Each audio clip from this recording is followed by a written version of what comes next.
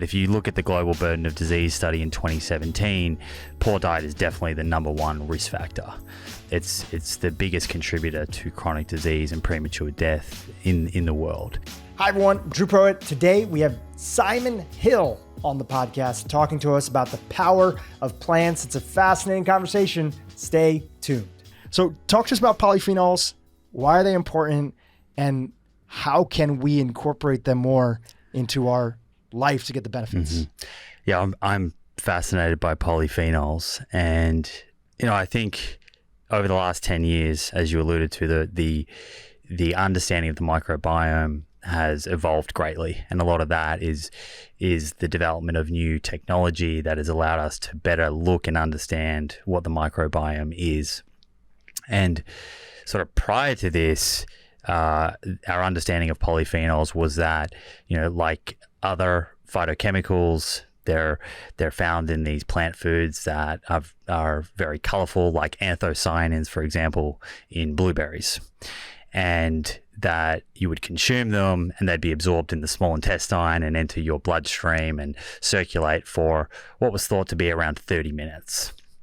However, as we've been able to better understand what's happening in the microbiome, and also be able to understand what metabolites are produced by the microbiome. So that is, as the bacteria are feeding on components of our food, they are producing certain compounds. And really, we had no visibility of those until this last sort of 10-year period. Now we understand that only about 5% of polyphenols are actually absorbed in the small intestine. 95% pass through to the large intestine, where the 38 trillion odd microbes reside. And most of these are prebiotic.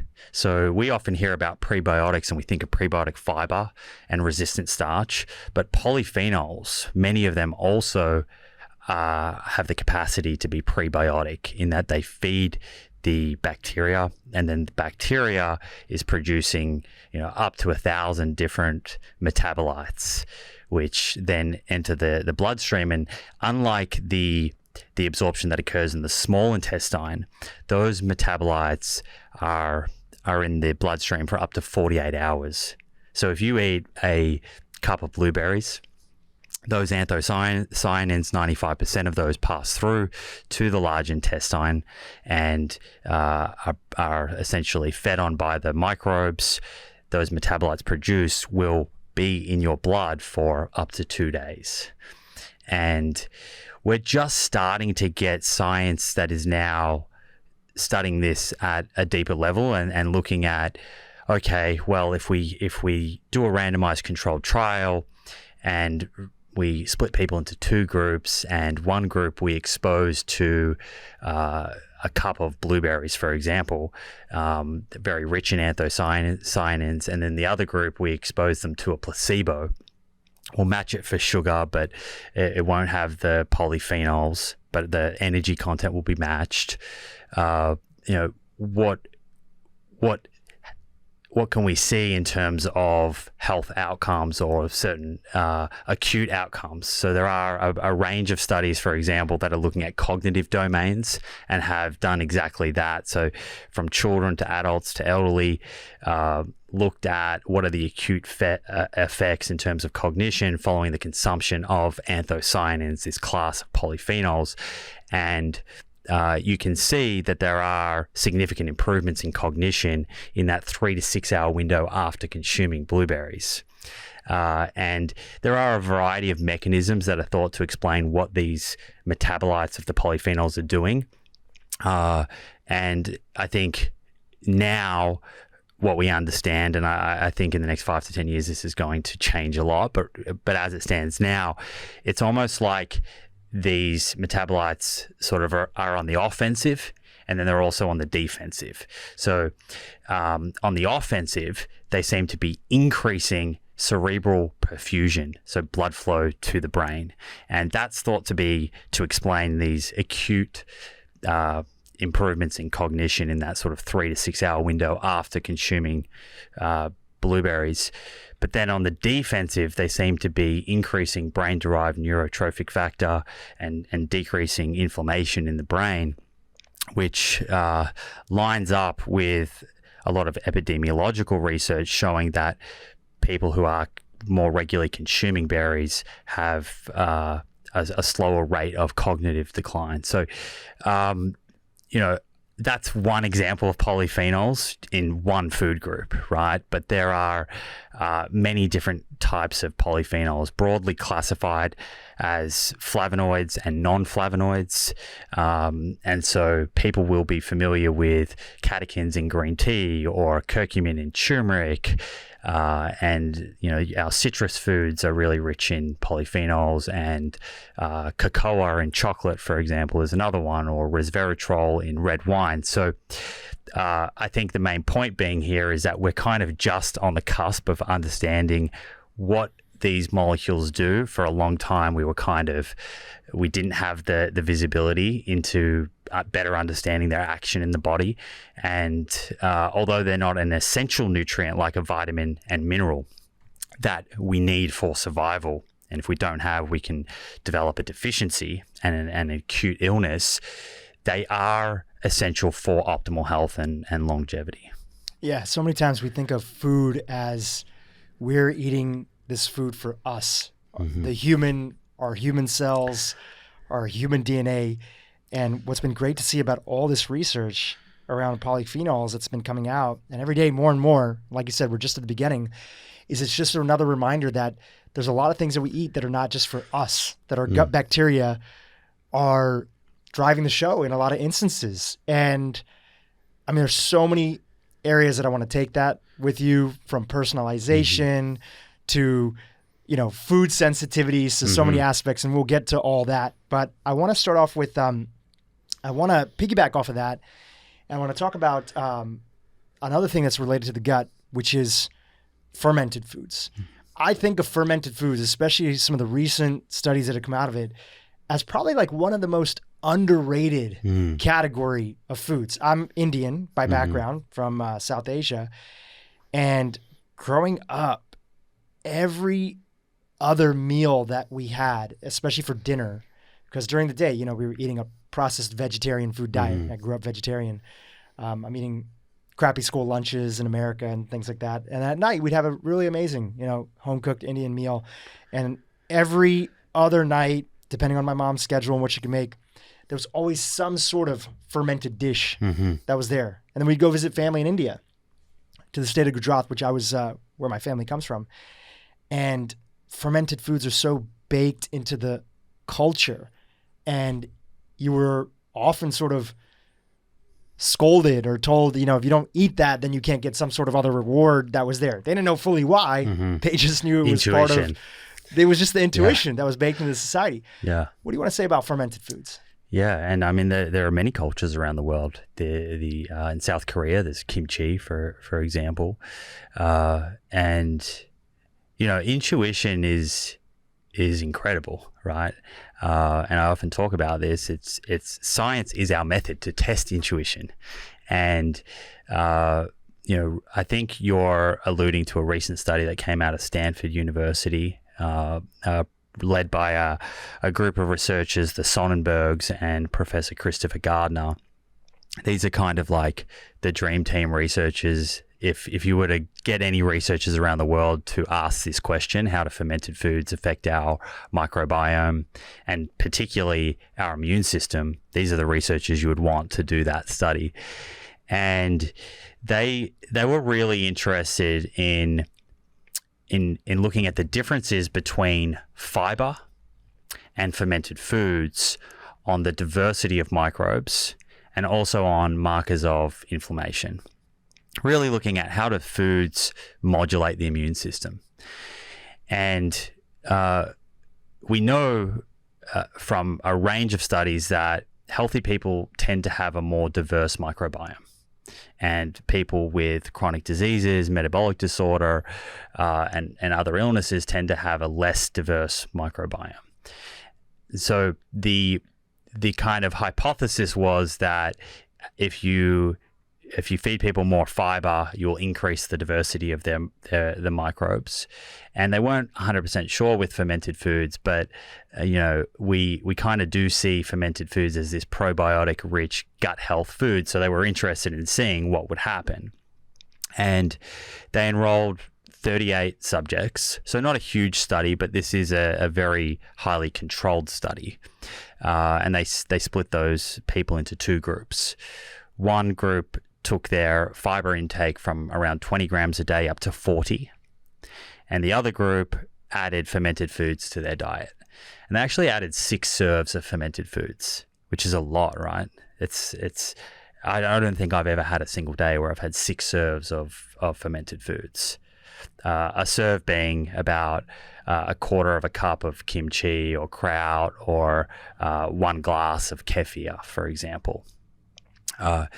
And these 2 different groups that were put into the study, they adopted the given diet that they were randomized to for a 10-week period.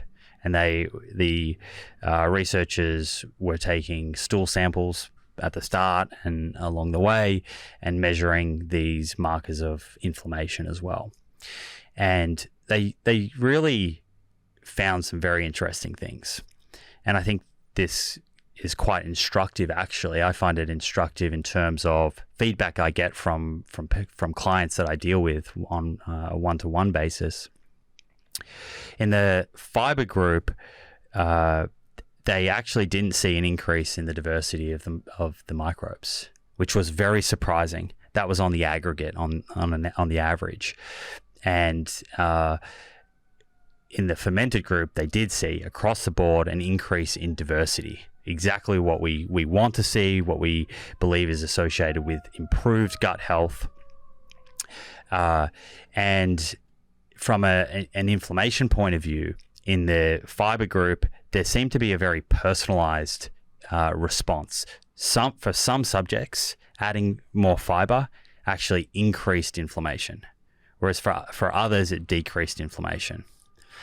In the fermented group, across the board, the addition of those fermented foods reduced inflammation. Specifically, 19 inflammatory proteins were reduced. So the outcome of this study, and I guess the key takeaway points here for now, are that fermented foods seem to be very beneficial for promoting diversity of the microbiome and for reducing inflammation. But 6 serves a day, I'm not sure how achievable that is for everyone. And they didn't study 2 and they didn't study 4. And this is a trick in science, actually, if you're looking for funding.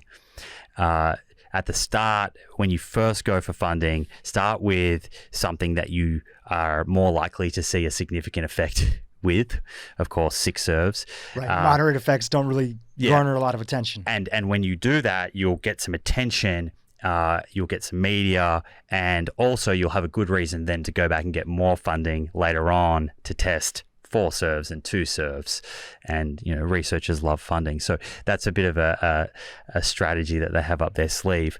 And then on the other side, on the fiber group, the researchers went back and they thought, why is this person who increases fiber, why are they actually seeing a reduction in inflammation, but this person here is seeing an increase in inflammation? What may explain this? And they were able to go back and look at the baseline diversity of the microbiome, and they saw that those who did well had good diversity at baseline, so a sign of a strong gut. Those who did poorly had low diversity, so perhaps they'd been eating an ultra-processed diet for many years, perhaps they had a history of significant antibiotic use, the list goes on, the things that they could have been doing to contribute to that. But it is instructive because it often we do hear, and I know I certainly hear, when someone goes to increase their fiber in their diet, it doesn't always work for everyone. And that's not to say that fiber is bad for them. It might just be that where they are right now, they need a few extra tools and tips to help them increase the diversity in order to be able to tolerate an increased amount of fiber in their diet. Yeah. And, that really sets up this idea that I'd love to talk to you about, which is in the book, which is well outlined and well referenced and everything, and that's kind of like your thing, right? Like you are making sure that all the recommendations and suggestions and the controversial topics you dive into, saturated fat, dairy, fish, and omega-3s and everything like that you back it up and you talk about the weight of different evidence that you link to. I'd love to talk to you about how you see personalization in the context of giving people dietary recommendations overall, right? So we know broad spectrum strokes that are out there. Yeah. And then where does personalization come into it when it comes to how much fiber, saturated fat, fish, not to have, this to have? Would love to hear you talk about that. I love this question. I think this is a great question. I think that often I'm asked whether science really understands what a healthy diet is, because you see one headline one day and then the next you see a completely different headline, and you can kind of understand how the everyday person out there is left thinking, well, science actually doesn't know anything. And then they just end up, sticking with what they know. And I don't think that's right. I don't think that the science is confused. I just don't think it's completely black or white, and there is some nuance in there. But overall, there are some very consistent findings that do define what a healthy diet is. And rather than that being some sort of label that we kind of come up with, the dietary label, it's more of a theme, a set of characteristics. And this is consistent in all of the major guidelines, whether you look at the American Heart Association guidelines, for example, that came out 2 weeks ago, or guidelines in Europe. These are diets that are low in saturated fat, they're rich in unsaturated fats, they're high in fiber, and they're low in ultra-processed foods. And that can sound quite vague, and you can achieve that in a number of ways. There are a number of different variations. It could be a well-done paleo diet. It could be a well-done Mediterranean diet. It could be a vegetarian diet. It could be a well-done vegan diet, whole food, plant-based. So I don't actually like to sort of point to one diet being the single best diet for health, because I don't believe science has shown that. It shows this theme. And your question around personalization, I think, is really interesting, because my view is that we are going to be seeing more and more tools coming out that really do help us with personalization. So we can look at blood glucose, we can look at lipids in the postprandial period, we can look at our microbiome. There are a lot of companies out there that are emerging. I'm not sure if the science is completely there yet, but they're getting there and they're building data, and so it will only become more refined and more specific as we go on. I don't think that those tools and companies are going to change what we understand about a healthy theme or character or overall characteristics of a diet, but what they might do is they might give you specific feedback within that theme. Hey, you're better suited to these types of legumes, or you're better suited to a little bit more fat in your diet. So I see them as a way of being a little bit more granular within that overall theme that has been clearly established, and is a theme that we know is associated with lower risk of cardiovascular disease, neurodegenerative disease, type 2 diabetes, obesity, etc. I mentioned earlier, and I know you have connections to this too, and I want you to share your story in a second. I come from the South Asian population in America.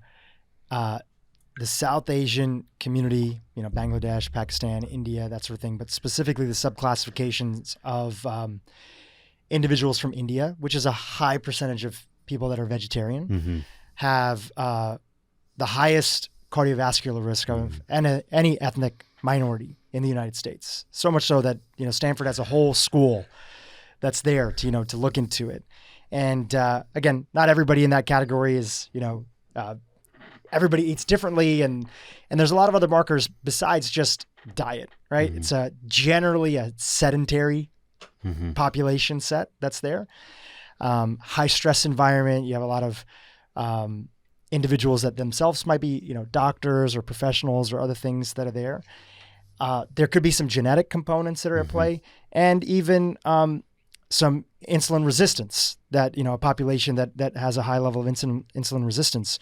So I used to look at that, growing up. I was raised vegetarian, and I would see that, a lot of people that were there, in India, when you go to like the rural side and other stuff, people are lean, they're working out, they're on the fields, other things, like they look great. And even my grandmother and my dad, remember his grandmother and great grandmother, like they would be squatting at the age of, 80, 90 years old, sweeping on the floor, doing things. There was a lot more movement.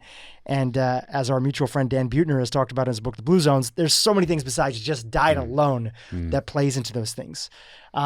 But I did pay attention to that society growing up, and I thought, this is a group that is low saturated fat, right? Comparatively speaking. They do have saturated fat that comes in from ghee. That was there, but largely had moved over to vegetable oil because there was so much fear inside of that population that was there. A good amount of vegetable quantity that was there. Unfortunately, though, very sedentary lifestyle, probably a lot of high stress. Do you think that could be some other things that are at play why that population set was still having these increased risk, the highest risk of cardiovascular disease? I don't know how familiar you are with that population set or not, but just getting you to, tossing your thoughts into the mix. It's a great question. I mean, we definitely need to understand that our overall health is dictated by more than just our diet. But if you look at the Global Burden of Disease study in 2017, poor diet is definitely the number one risk factor. It's the biggest contributor to chronic disease and premature death in the world. Specifically to that diet, look, I think a lot of Dan Buettner's work has clearly shown that the change of environment overall has a significant effect on our chronic disease risk and longevity. I would need to dig in and see when someone's reducing saturated fat in their diet, what really dictates their risk of cardiovascular disease and incidence or mortality is what it's replaced with. And so I would really need to look at that specifically. I know you mentioned their vegetable oils, but it would be interesting to see specifically the amount of ultra processed or more refined grains that are in that diet. We know clearly from a large amount of science, both observational and randomized controlled trials, that when you do swap saturated fat for polyunsaturated fats, you do see a reduction in coronary heart disease. So I would be surprised if their saturated fat intake was down well below 10%, which seems to be that kind of threshold, when you get down below 10% compared to above, that's when you see a reduction in risk.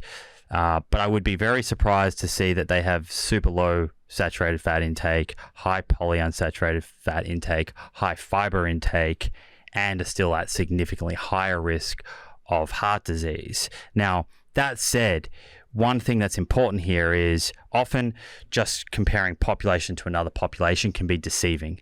What we'd need to do is go into that population and look at, okay, within that group of people who have the same exposures to all these different aspects of their lifestyle, let's compare those that did get their saturated fat down really low to those that are in that same population with higher saturated fat.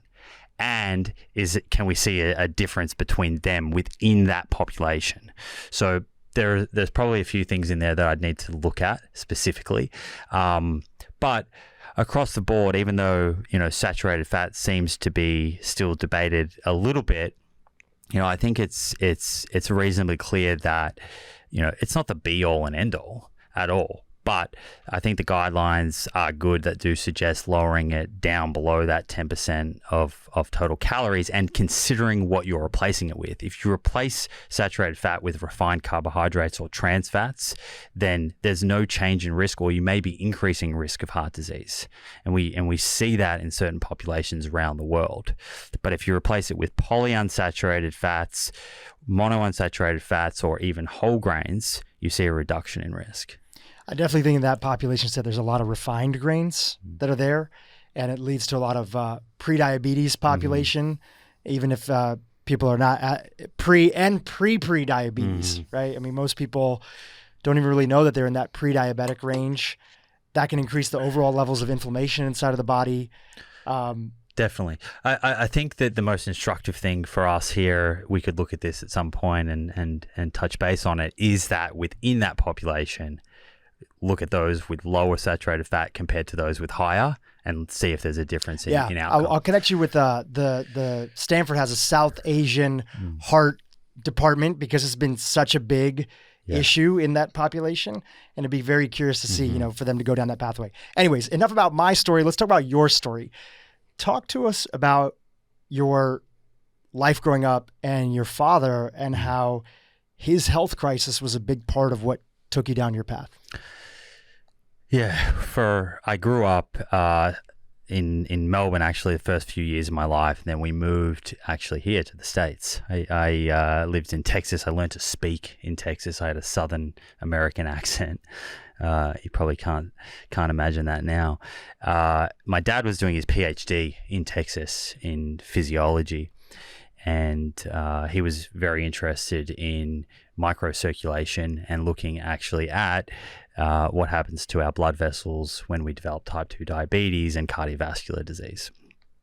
And we moved back to Australia when I was about 10 years old, and on weekends, we would spend a lot of time, Dad and myself and my brother would spend a lot of time outside of Melbourne in a wine district called the Yarra Valley.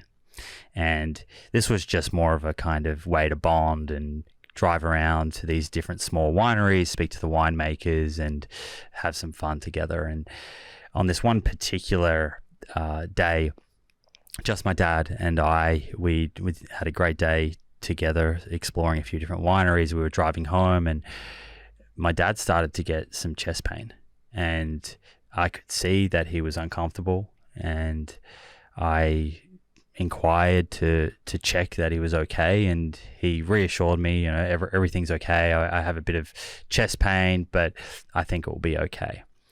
And we proceeded to go home and cook dinner, and I checked in again and he said he was fine, and I actually went off to bed.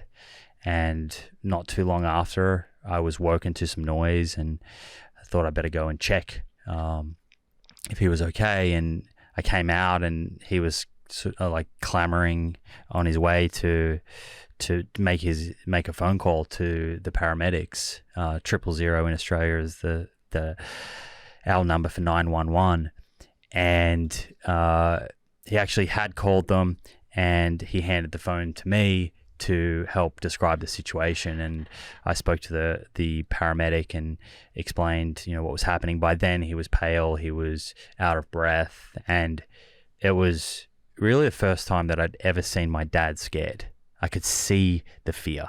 It was beyond the point where he could now deny it. And they said, look, you're very remote where you're located.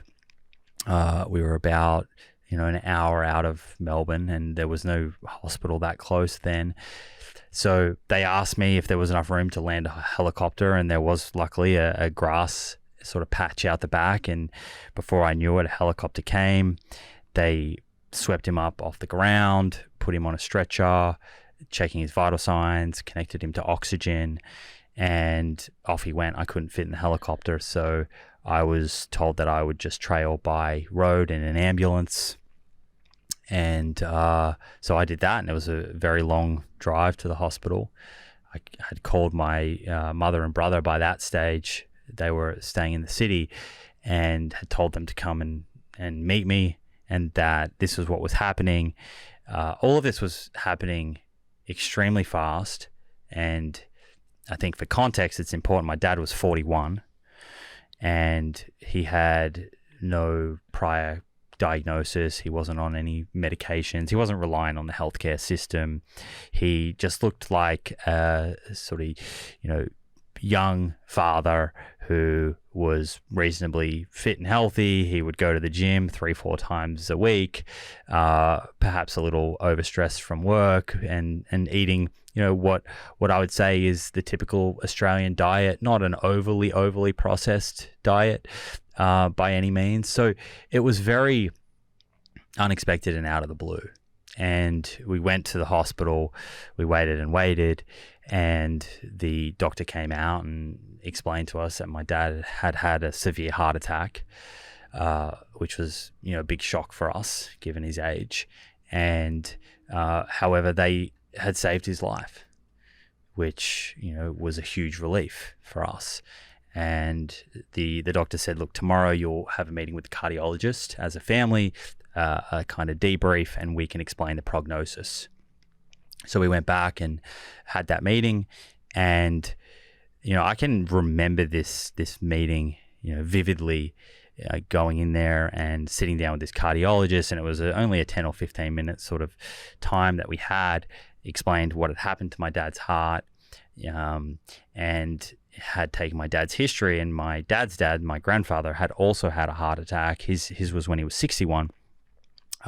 So had explained that this is in our family, and sort of gave my brother and I a bit of advice that where, I was 15 and my brother was 18, you're nearly young men, well, you practically are. This is something that you will need to keep an eye on and be screened for, because cardiovascular disease clearly runs in your family. And that was that. And so we kind of just all went back to living our lives as we were. No real examination of lifestyle.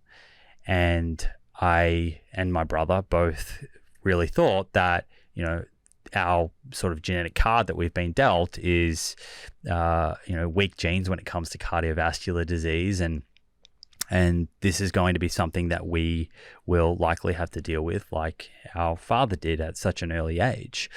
And that's, very disempowering. And so it was a number of years sort of living like that without questioning how much control we actually had, until, I had done a lot of research and did my master's in nutrition and saw that we actually do have a lot more control, a lot more to say in terms of our health fate, and that even if we do have certain genetic predispositions that predispose us to cardiovascular disease or to type 2 diabetes, that doesn't mean that is our fate. There are things that we can do that change the trajectory, the course of our life, and ultimately how healthy we are, and things we can do to stay healthier for longer. And there are a bunch of different studies looking at identical twins, for example, that exact same genes have lived in different environments and have been able to tease out, well, how significant are one's genes, typically speaking,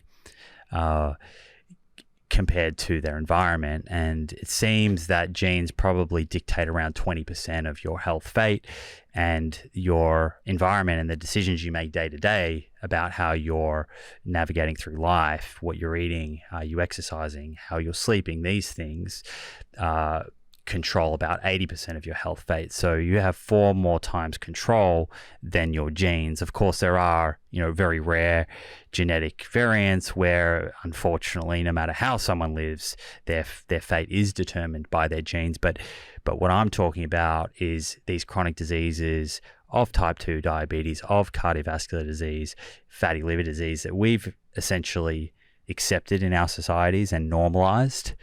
It doesn't have to be that way. In the case of your dad, because that sends you down a whole rabbit hole, as you mentioned, you got your master's, you went down this path. I think it was your brother first who started to change his diet a little bit, and then you started to change your diet. And we'll come back to that in a second. But looking back now with what you know, to kind of put a button in that story, does your family have any of the classic sort of genetic markers that might be, associated with increased heart risk? And of course, from the lifestyle lens, diet, sleep, working out, what were some of the things that you think, looking back now, were the key contributors to what led to your father having a heart attack at 41 years old? Well, his cholesterol was high, his blood pressure was high, So there's two big risk factors straight away. And did he know, just asking, did he know that those things were elevated? No. He didn't go in for an annual physical? Like he didn't go in for, or he didn't pay attention to it? You got to remember what's considered normal, for example, for LDL cholesterol or ApoB, if we wanted to even get more specific, is at a level where people are developing atherosclerosis. So, for example, in this country, LDL cholesterol, the average sits at about 130, and 100 is considered optimal. But there are a plethora of studies that have shown that even at 100, around 40 to 50% of people are developing atherosclerosis. And it's not until you get your LDL cholesterol down to 70 milligrams per deciliter, which is about 80 milligrams per deciliter for ApoB. ApoB, I'm not sure if you've spoken about that on this show that much. We've talked about it, yeah. You've talked about it.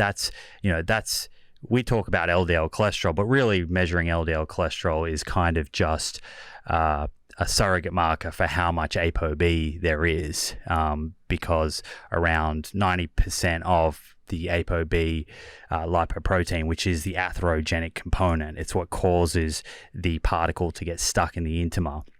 About 90% of that is usually found in LDL particles. So you can measure LDL cholesterol and get a good idea for how much ApoB there is. But it's not until you get down to 70 milligrams per deciliter of LDL cholesterol where you see people are not developing atherosclerosis. And interestingly, this is something that Lauren Cordain has written about, who was the author of the Paleo Diet book, and he's very aware of and he's published a paper in 2005 that is titled "The Optimal LDL Cholesterol Level is 50 to 70 milligrams per deciliter," and he goes in there and talks about how the current accepted LDL cholesterol level, the optimal level, is too high. People are developing plaque buildup in their arteries at that level, at 100 milligrams per deciliter, and at 130 milligrams per deciliter, which is the kind of average in Australia and in America. That's double the level where you do not see atherosclerosis. So my dad was operating with a higher than normal LDL cholesterol. I think that, if he had his time again, he probably would have made some lifestyle changes to bring that down. His blood pressure was also a little high. And that does seem to run in our family. My grandfather has high blood pressure, or had high blood pressure. So, I think that like a lot of people, and particularly males, even if you're getting your annual physical, you're not paying a lot of attention to it, or you're not even doing annual bloods. And so there can be these different risk factors bubbling away under the surface that are predisposing you to a disease. And then if you throw on top of that some genetic predisposition, then, these things can happen. You were referencing some of these studies, and I think one part of evidence-based medicine is also clinical experience, right? Like the clinical experience from doctors and things like that. I'm not a medical doctor myself. I know we've had some people on the podcast that come in and say, okay, cholesterol, LDL, great. And one other additional layer that we have to look at is we want to look at lipid particle size, right? NMR testing. And we're also looking at overall CRP to see how is the inflammation going, and maybe a little less worried for patients who cholesterol bumps up if they feel like they can handle a little bit more fat, as long as their inflammation is staying low and their particle size of the cholesterols that are there are on the higher end versus the lower end.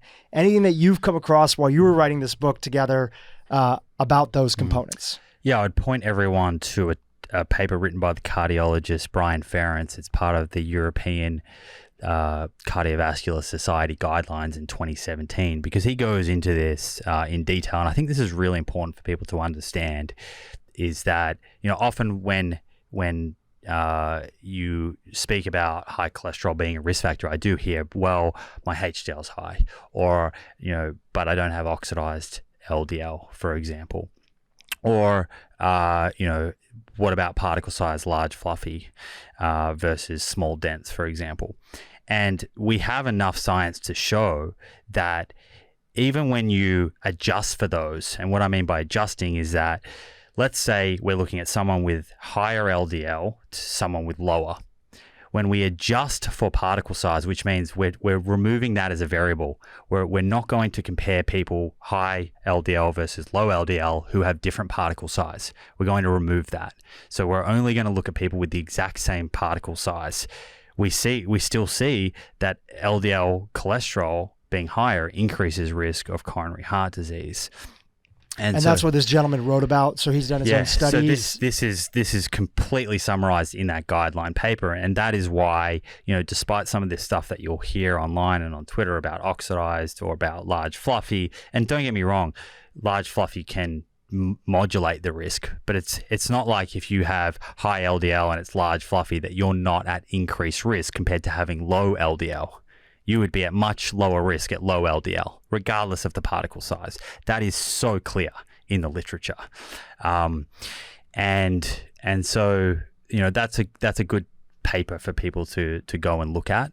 And I think to add on to this, because sometimes people will say, well, I've adopted this diet and I've lost weight and my ApoB has shot right up. And when you say this diet, you mean like a higher fat diet? Yeah, it could be a high, well, yeah. Like a higher fat diet that's saturated fat. Yeah, you can do, we could talk about, I think you can do a keto or a low carb style diet in a way where you're not jacking up your ApoB. For sure. And so I think there's a way to do it in a really healthy manner. Well, I think one thing that's there is that, some people, like my brother-in-law, he's a cardiologist. He's a functional medicine doctor based in San Diego. And, there's, because heart health is such a big thing in our South Asian population, he's also Indian too. There's very much this understanding that like high LDL is something that we want to stay away from, right? There does seem to be, him and I both did go on an experiment a few years ago where we went, let's say, higher saturated fat. His lipids headed in the right direction. My lipids headed in the wrong direction. My LDL went way up, and I also noticed actual changes in my body. I felt more inflammation, other things like that. And when I was talking to a few of the folks that have been on this podcast, they were like, look, you have to understand that saturated fat for some people that especially have like higher amounts of saturated fat that are coming from grass-fed beef or MCT oil or other things like that, for people especially that have had a history of antibiotic usage or other things, besides your own unique, call it genotype, phenotype, whatever you want to add in the mix, there's people that are not going to do well on that. And I significantly dialed back the saturated fat in my diet, and I've actually felt better. Forget about my lipids. They improved too. My LDL came down, everything like that. But I actually noticed less inflammation in my skin, less redness in my skin.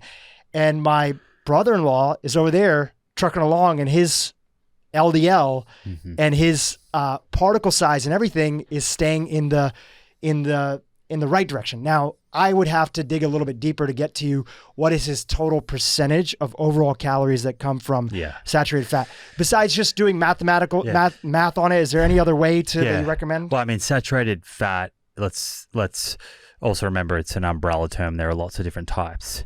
So we could be talking about palmitic or, for example, which will increase cholesterol, whereas stearic acid, which is a saturated fat predominantly found in foods like chocolate, for example, doesn't increase cholesterol.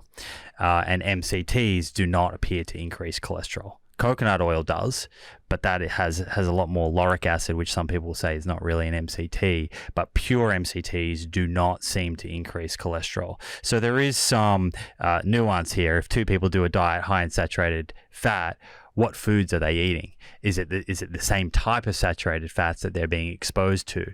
We know, typically in most people, the saturated fats in red meat, for example, will have more of an effect on cholesterol than those in dairy. But there are a number of instructive studies that have looked at exactly this, like Bergeron in 2019. This study looked very clearly at 3 different groups: red meat, lean red meat, actually, lean white meat, and vegetable protein, plant protein, legumes, for example. And they were able to show very clearly in this study that even though they were lean lean types of meat, red and white, those people that were consuming the plant proteins saw much greater, significant reductions in LDL cholesterol and ApoB. Now, back to our personalized point that we made earlier, there may be some genetic differences where certain people can eat a little more saturated fat and it doesn't have the same effect on their LDL cholesterol or ApoB. These studies are aggregates, averages. So, we have these rules of thumb, eating more unsaturated fats and plant protein and more fiber for reducing cholesterol. But certainly people need to be doing their labs and looking at, well, what's actually happening to them. Yeah, it's one of those things that I'm just so glad that I think your book is trying to cut through the confusion, but listen, I'm confused at times, right? Like there's even times where I'm trying different personal experiments. And again, I don't have a master's like you. This is not my full-time thing. I'm just trying to interview the people and ask good questions that are out there. But I am a partner at a medical clinic, and I see how those functional medicine doctors approach it. And I've seen it go both ways. There's people that do really well on there's these classic underlining things, getting away from ultra-processed foods, having a ton of good quality plant fibers inside of the diet, having a wide array of the colors of the rainbow, minus some exceptions that might be there for unique challenges that people are dealing with gut sensitivities in particular. And then once that's healed, then being able to eat a lot more variety. And I've been vegan before. I've been a raw foodist before. I've done vegetarian. And I just try to run these personal experiments where I'm just looking through, but at least I know those base things to be true. And then the other layer that I add on that is that keeping my, because being insulin resistant is something that I think that my population set deals with more so than other people, keeping a watch on things that jack up my average blood sugar to a level where I don't feel is optimal. But I still, outside of that, I definitely still get confused sometimes, right? I know you don't. No, I mean, I certainly still do. And I think anyone who says they don't get confused at all is lying, or they're not looking deeply enough at these topics, because yeah, for sure. I'm constantly trying to stay on top of the literature and make sense of things, and not everything is completely black or white. Insulin resistance is a big, interesting topic in and of itself, but it kind of ties into what we're talking about. Yeah. Do you want to chat about it?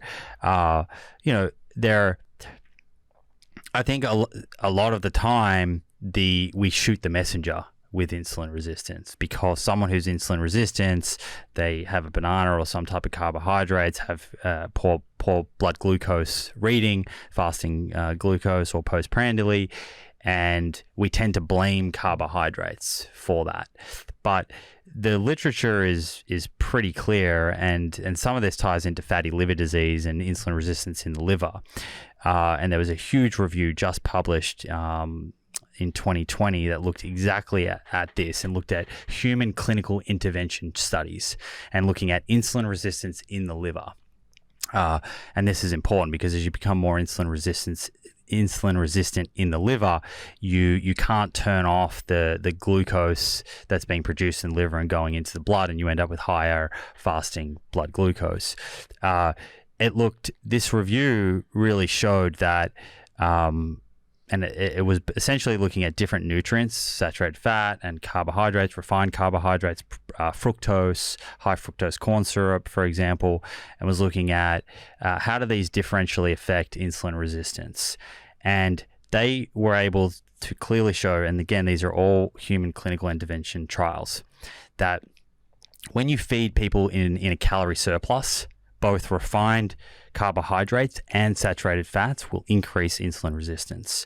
But if you are feeding people at maintenance calories, so the amount of calories that their body requires on a daily basis, not putting them into a surplus, the refined carbohydrates did not increase insulin resistance in the liver, but saturated fat did. So I think sometimes when I see this discussion around insulin resistance, my view is that this fatty buildup, so hepatic fat in the liver, or if we're talking about fat in muscle cells, ectopic fat is what it's called as, is primarily coming from an excessive consumption of calories, but can also be driven by saturated fat. And even though we see the metabolic marker we're looking at is fasting glucose or postprandial blood glucose, we are shooting the messenger. Those carbohydrates can't get into the cell because of ectopic fat. And I've spoken with Dr. Nicola Guess about this, who's doing a lot of research in this space, and I think her work is consistent with what I've just explained. That primary driver being excessive calories, but if we were to start looking at individual nutrients, we would probably be zooming in more on saturated fat than anything else.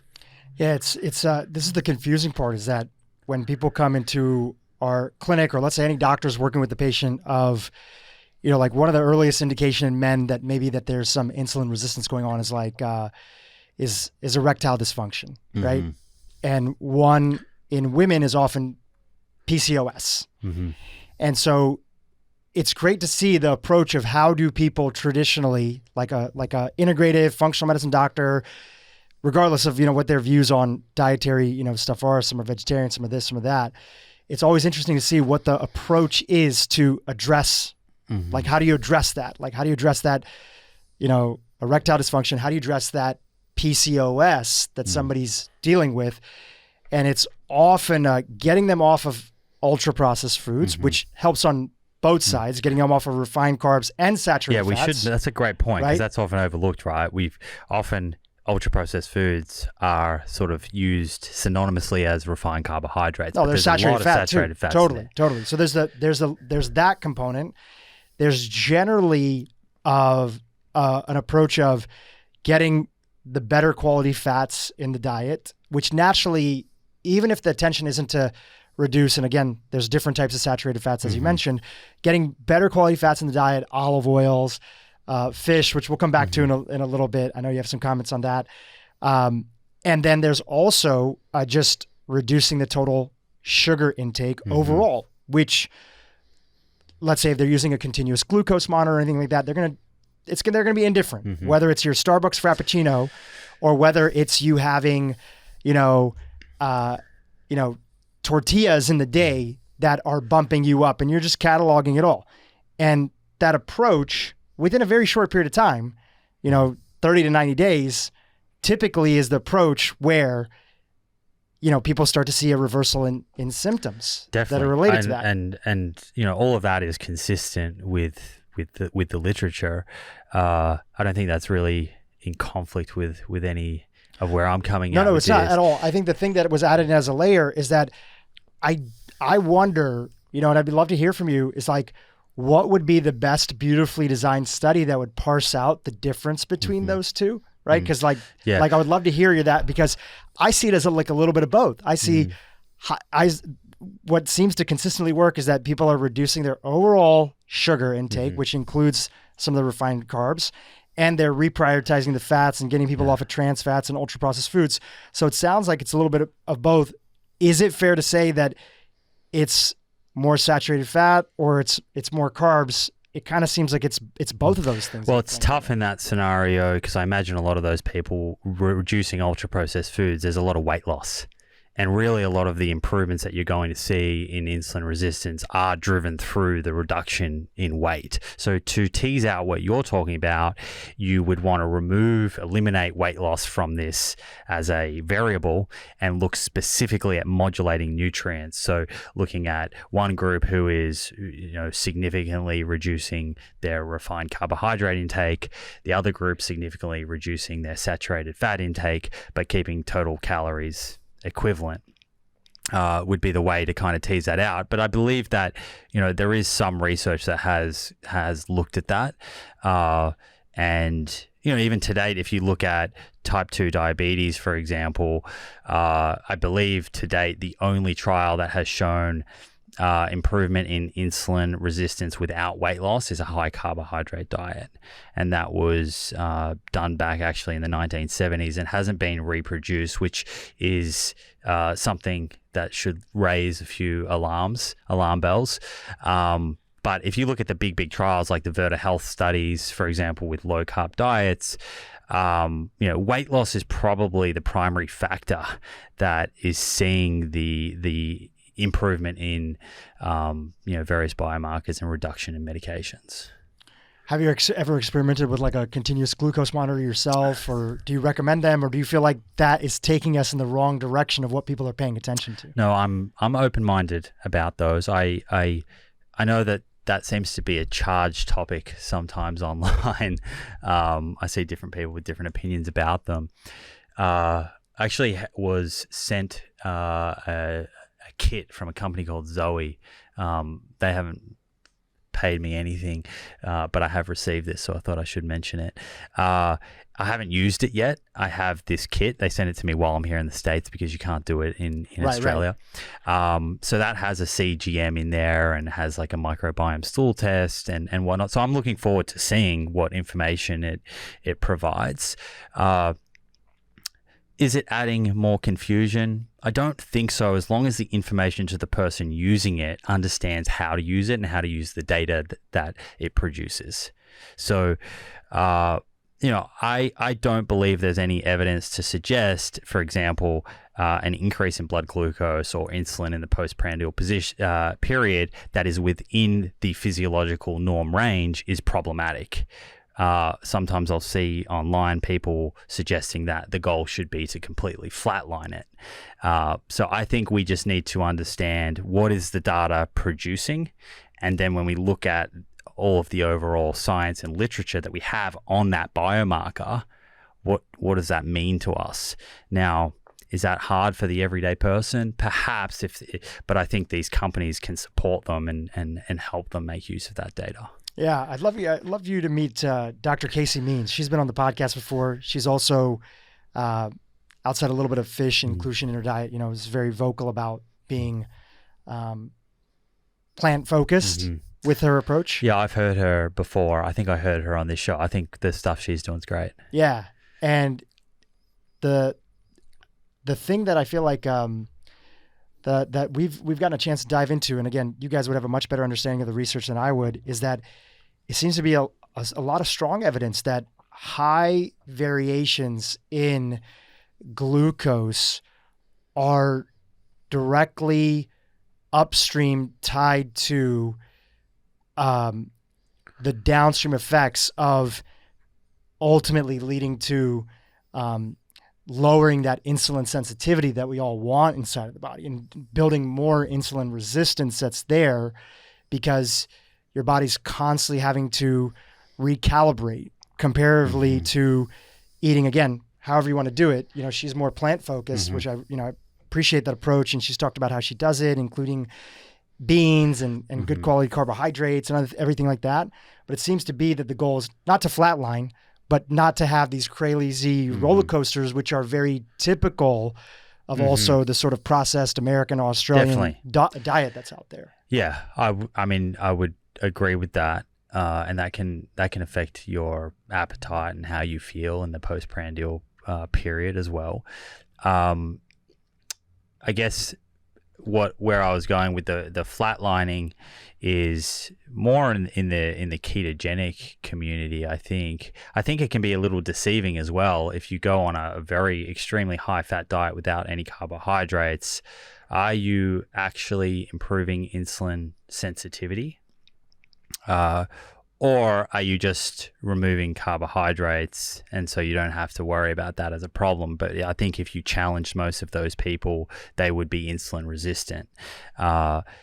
Depending on where they are from a weight point of view, sure, if the ketogenic diet allowed them to lose a lot of weight, then their insulin sensitivity would improve. But if they're just at a sort of maintenance level, I would suspect that many of them are insulin resistant. And I actually know quite a few people with type 1 diabetes who are really the perfect model for this, because they know how much insulin they're actually injecting, who after a fairly long period, 3, 4, 5 months on a ketogenic diet, do notice they have to inject significantly more insulin. So I guess my main point around these CGMs is I think there is potentially a place for them, but we really need to be guided by very good quality science, and the education piece needs to be there, or my fear is they'll be misused online, where you can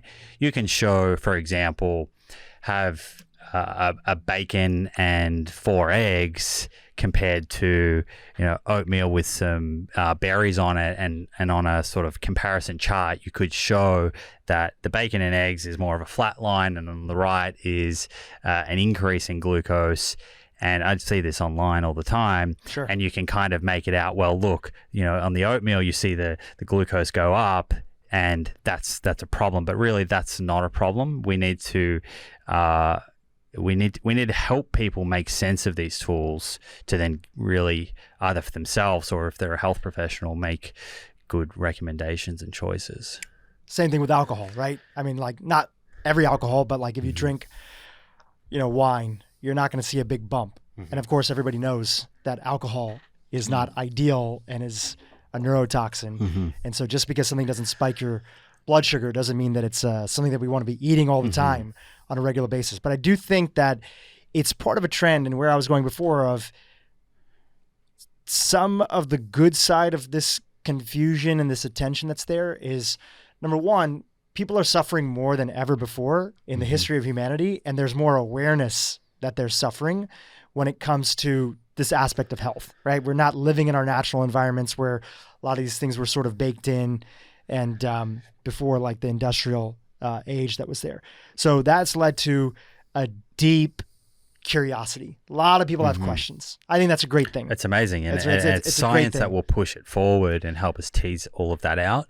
I don't think it should distract us from, I don't think we're at a position right now in terms of big picture, the chronic disease pandemic.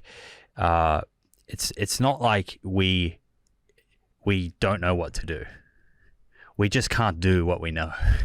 And it's our environment that in many ways needs to change. And so while all of this new technology and stuff I think is super cool, and for personalization, it's fantastic, none of this will really matter if the overall environment, like Dan Buettner talks about, does not shift. And we have to shift it in a way where the convenient, delicious, healthy, affordable choice is the healthy choice. And these are the foods that people are eating more regularly, and we're shifting people to that theme that I described earlier. When we're doing that on scale, which really requires a lot of thought and a lot of regulation and just changes to the way we've set up our society, that's when we'll squeeze chronic disease out of society. I don't think that the fancy tools are going to be enough, because you can give people as many tools as you want, but if their environment is set up in a way where it's designed for them to fail, it's going to be very hard for them to succeed. I a little bit disagree with you, and I'd love to chime in. I think that we're talking about like the whole population of the world. I think food, and I'm not talking about the current tools that we have access to. I actually think that the only solution out of this is technology. And I'll tell you why. I think food is so addictive. I think it's harder to change your diet than it is to change your religion. And I think that sugar is so addictive. And I think that sugar and fat in combination is so addictive. And I think that we live a life of luxury where you and I get to like study this stuff, and the people that are listening get to hear and make these changes. And I think that willpower, which of course can get you started, but is not the ultimate thing to keep you going, is so tough that if people don't have some recognition of, are they heading in the right direction, supported by the science, right? Just like you're talking about earlier, I think it's going to be too difficult. I agree it's not about willpower. Change. I would agree it's not about willpower. And I think also, I'll add in one more thought before you chime in. Yeah. I think also this idea of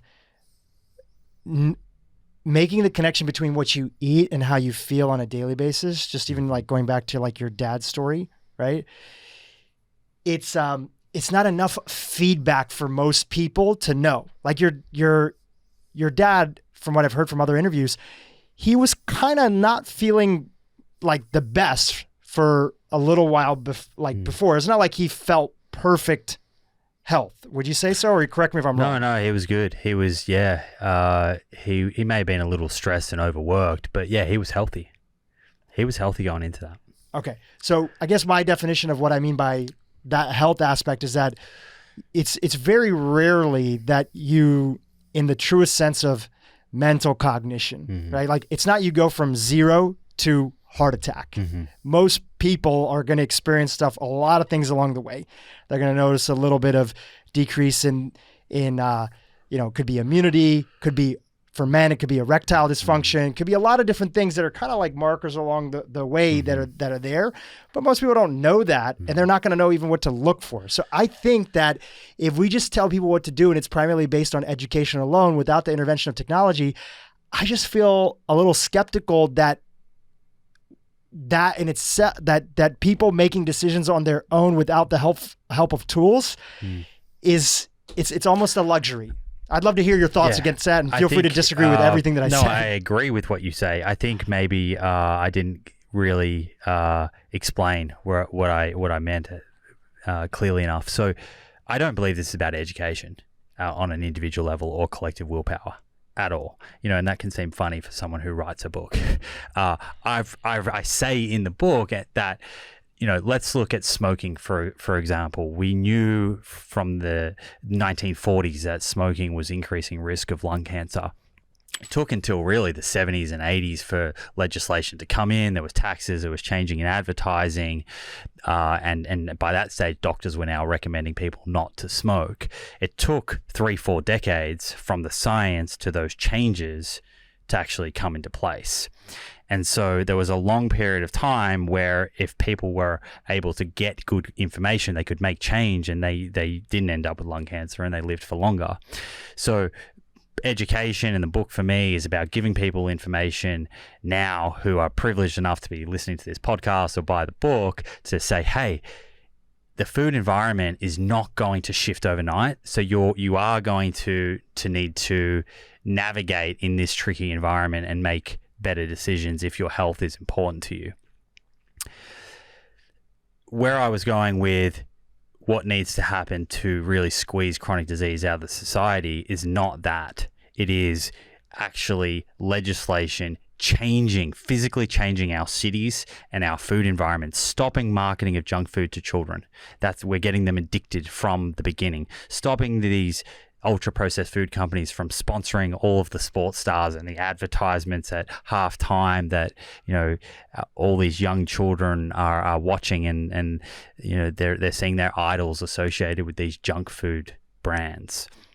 It's about changing the way that the foods show up on the shelves at the grocery stores, both by increasing the availability of healthy foods, but by making those less healthy foods less accessible through pricing and through various strategies in terms of where they're sitting on the shelf. For example, the UK just brought out a piece of legislation that stops ultra-processed foods, Mars bars, and all these different foods that sit at checkout, because they know that's where people make impulse purchases. It's where kids are grabbing stuff and throwing it into the trolley, and they're replacing those ultra-processed foods with healthy foods. So I'm talking about a recreation of the food environment. We need to have better regulation. These transnational ultra-processed food companies, you've got to remember, 60% of the average person's calories in this country are coming from ultra-processed foods. We have to really reduce that. And so what I'm talking about is recreating that environment. And I don't believe that the fancy tools and technology, as good as they will be, I don't believe will succeed if we do not change that food environment. So I think that all of this is necessary, but I do feel like we need our governments to develop the political will to start introducing regulations, new policy that speaks to improving the food environment. If you were a betting man, what's your bet on that happening? Whether it's Australia, America, there might be some European countries, Denmark, I could see, can get behind that, some other countries there. But let's say Australia and America individually. If you were a betting man, what are your thoughts of a major policy shift happening in that direction where it's like a dedicated component, right? Knowing that also a lot of things happen incrementally. It's not like there's a sweeping legislation that ends up happening, but to that degree in the next, let's say 50 years in our lifetime.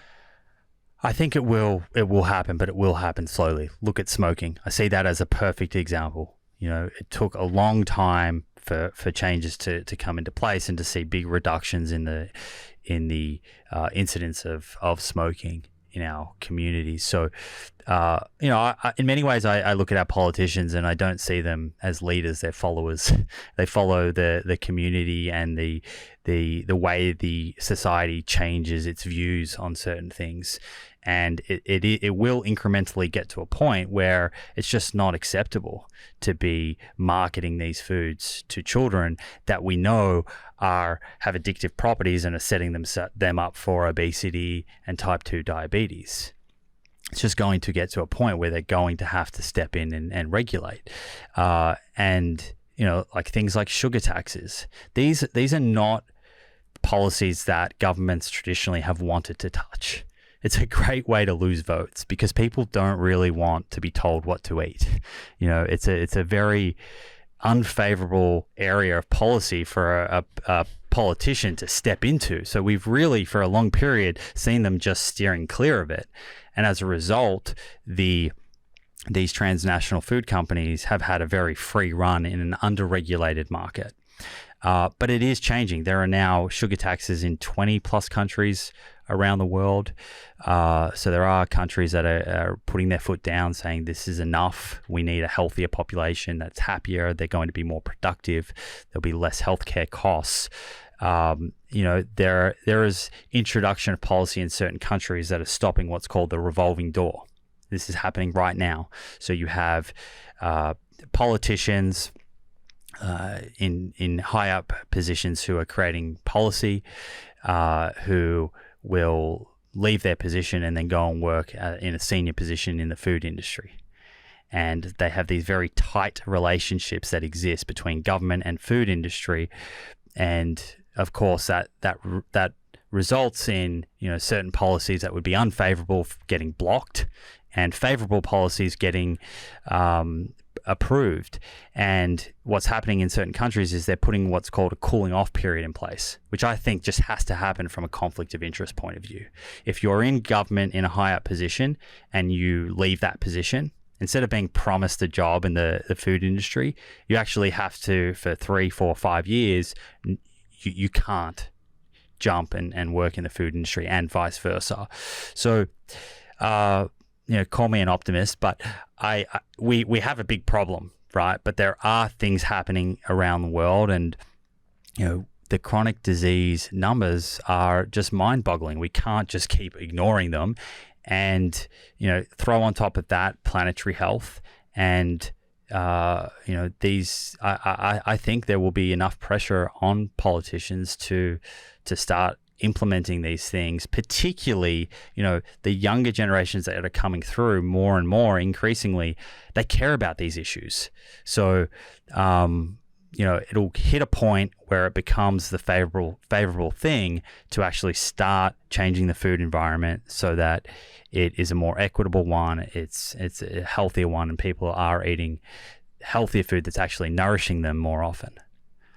What do you think are a couple of foods or food topics that you've covered inside of the book that you personally feel have the most confusion around them right now? I mean, we touched on saturated fat. That's a big one in that category.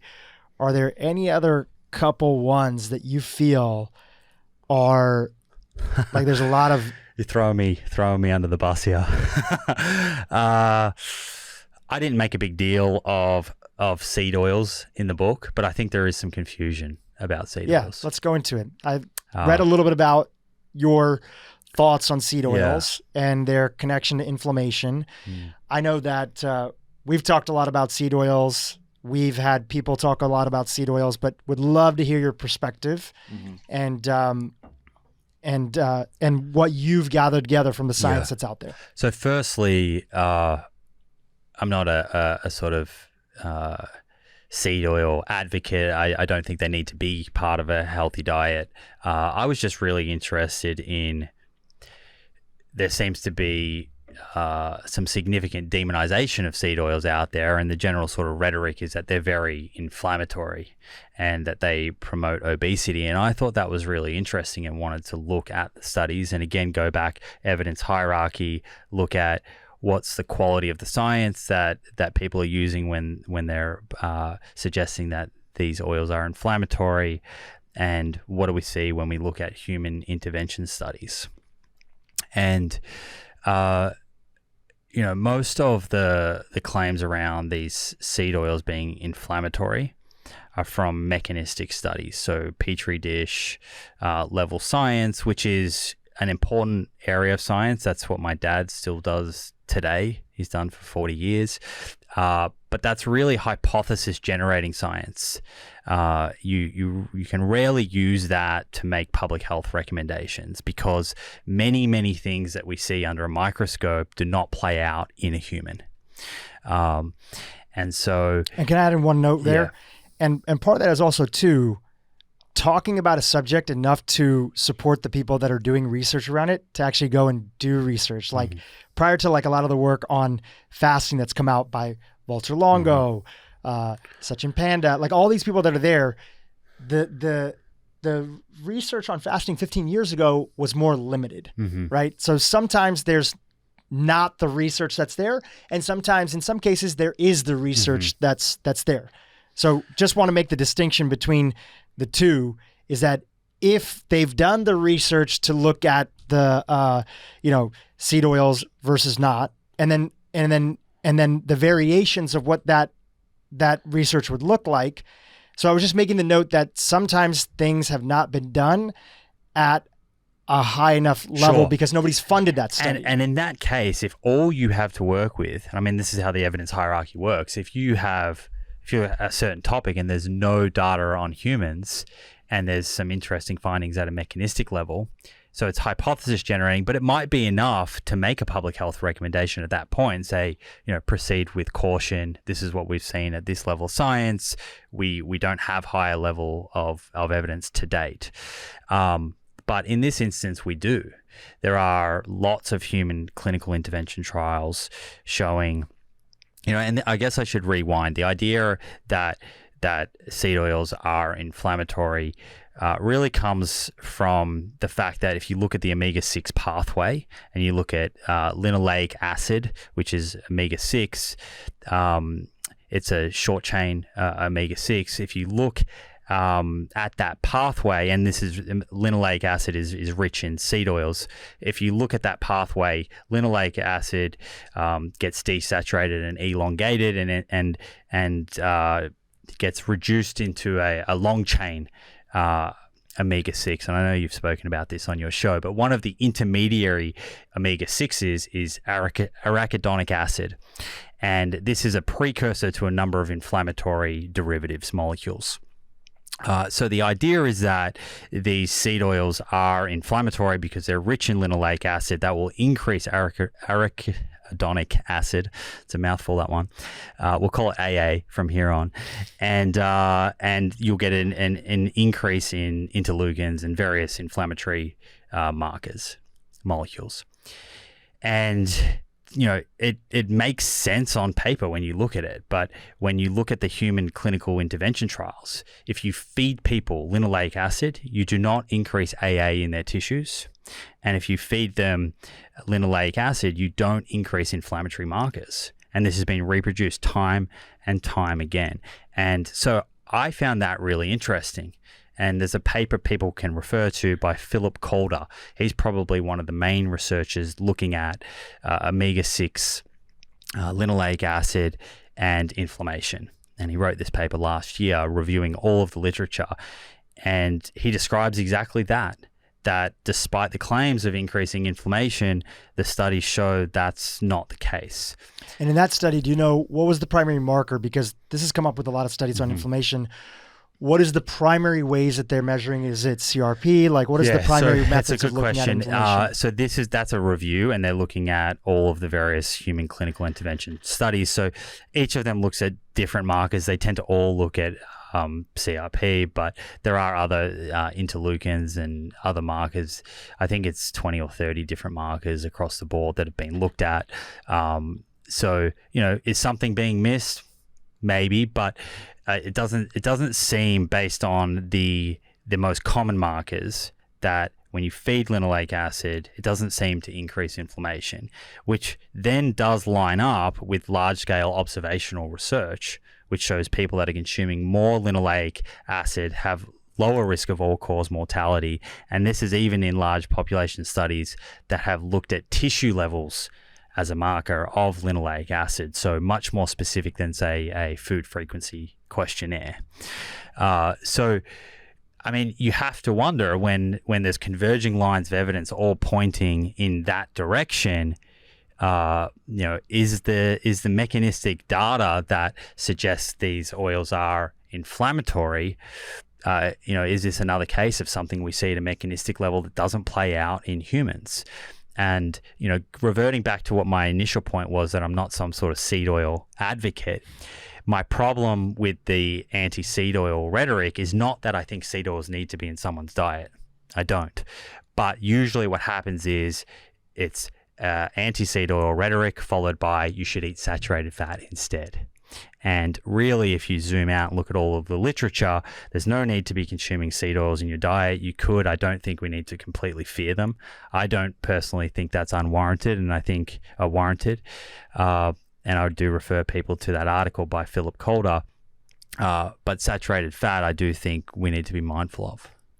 Yeah, I would love to dig into those a little bit more. I saw the references to them in the book, and do a part 2 where I can ask more appropriate questions that come in from them, and to dive into it. I think the component that you've talked about with a lot of aspects with salt, and the same thing goes with seed oils. We'll put salt aside for a second because that's a little bit different. I think I look back and I just think most seed oils that people are going to be consuming is probably corn and soy, right? And then there may be a handful of other ones, and then rare amounts of cold pressed, seed oils that are actual seed oils. They're coming from a very deep chemical process, 18 to 32 steps, depending on the seed oil that's there. And the vast majority of them are going to be coming from processed foods. That is how people are going to get them. Regardless of what type of diet that they're eating, they're going to be getting them from processed foods, ultra processed foods that the seed oils are built into. I look at it from the standpoint of these foods were not really a big part of our diet to partly hardly existed that were there. And then it does seem that keeping an optimal ratio of omega-3 to omega-6 is connected to not demonizing any particular thing, because I do agree with you that the tendency is to demonize one thing and then to prop up your argument of, in this case, let's say somebody's saying saturated fat are better than seed oils. We need to get away from seed oils. We need to move towards saturated fat. But it does seem to be that, as you mentioned, you're not a proponent of seed oils, staying away from them, from them not existing inside of our diet. Yeah, I think there's a difference between, I would agree that we shouldn't be increasing ultra-processed foods in our diet, and a lot of those foods will contain seed oils, but I think there's a difference between that and seed oils being inherently bad for us, inherently inflammatory, or inherently going to increase our risk of obesity, for example. So I think we need to be careful of kind of delineating that. And, the fact about the processing of the food, it's an interesting one. There are certain foods that are processed, like vinegar, for example, which we know will, reduce blood glucose excursions in people with insulin resistance. It's a processed food, but it has a healthy effect on physiology. Right. It's a question of how many steps of processing and everything that goes into it. But I do... And even can people that, make vinegar at home? Yeah. They can make vinegar at home. I guess Try to I would make a push seed oil back. at home. I would push back a tiny Please, bit. please. That's why I invited you on. I wanted to hear your thoughts. And it's not because I think what you're saying is not logical. I think it's completely logical. And I used to hold that view that, well, if something is not natural, then it must not be good for us, or as, and I don't believe that, or as good as something else. Yeah. So I might be putting words into your mouth, but the fact that seed oils aren't natural, I don't think that can be a reason for writing them off. I think we do have to look at what the science shows in terms of inflammation. Again, we have our intuition, but we test it with science. And, there are many things in our life that are not natural that have improved health outcomes. Modern housing and of course, heating and everything. cooling and stuff. So access to insulin, access to peptide, access to everything. Yeah. So I know you're not going there, but sometimes you can go down that sort of naturalistic fallacy kind of pathway. I guess to summarize this is my view is that, often if people are taking absolutes and looking to direct people to their diet being the single only optimal diet, they have to find a scapegoat. And for me, for proponents out there saying you don't have to worry about saturated fat, their scapegoat is seed oils.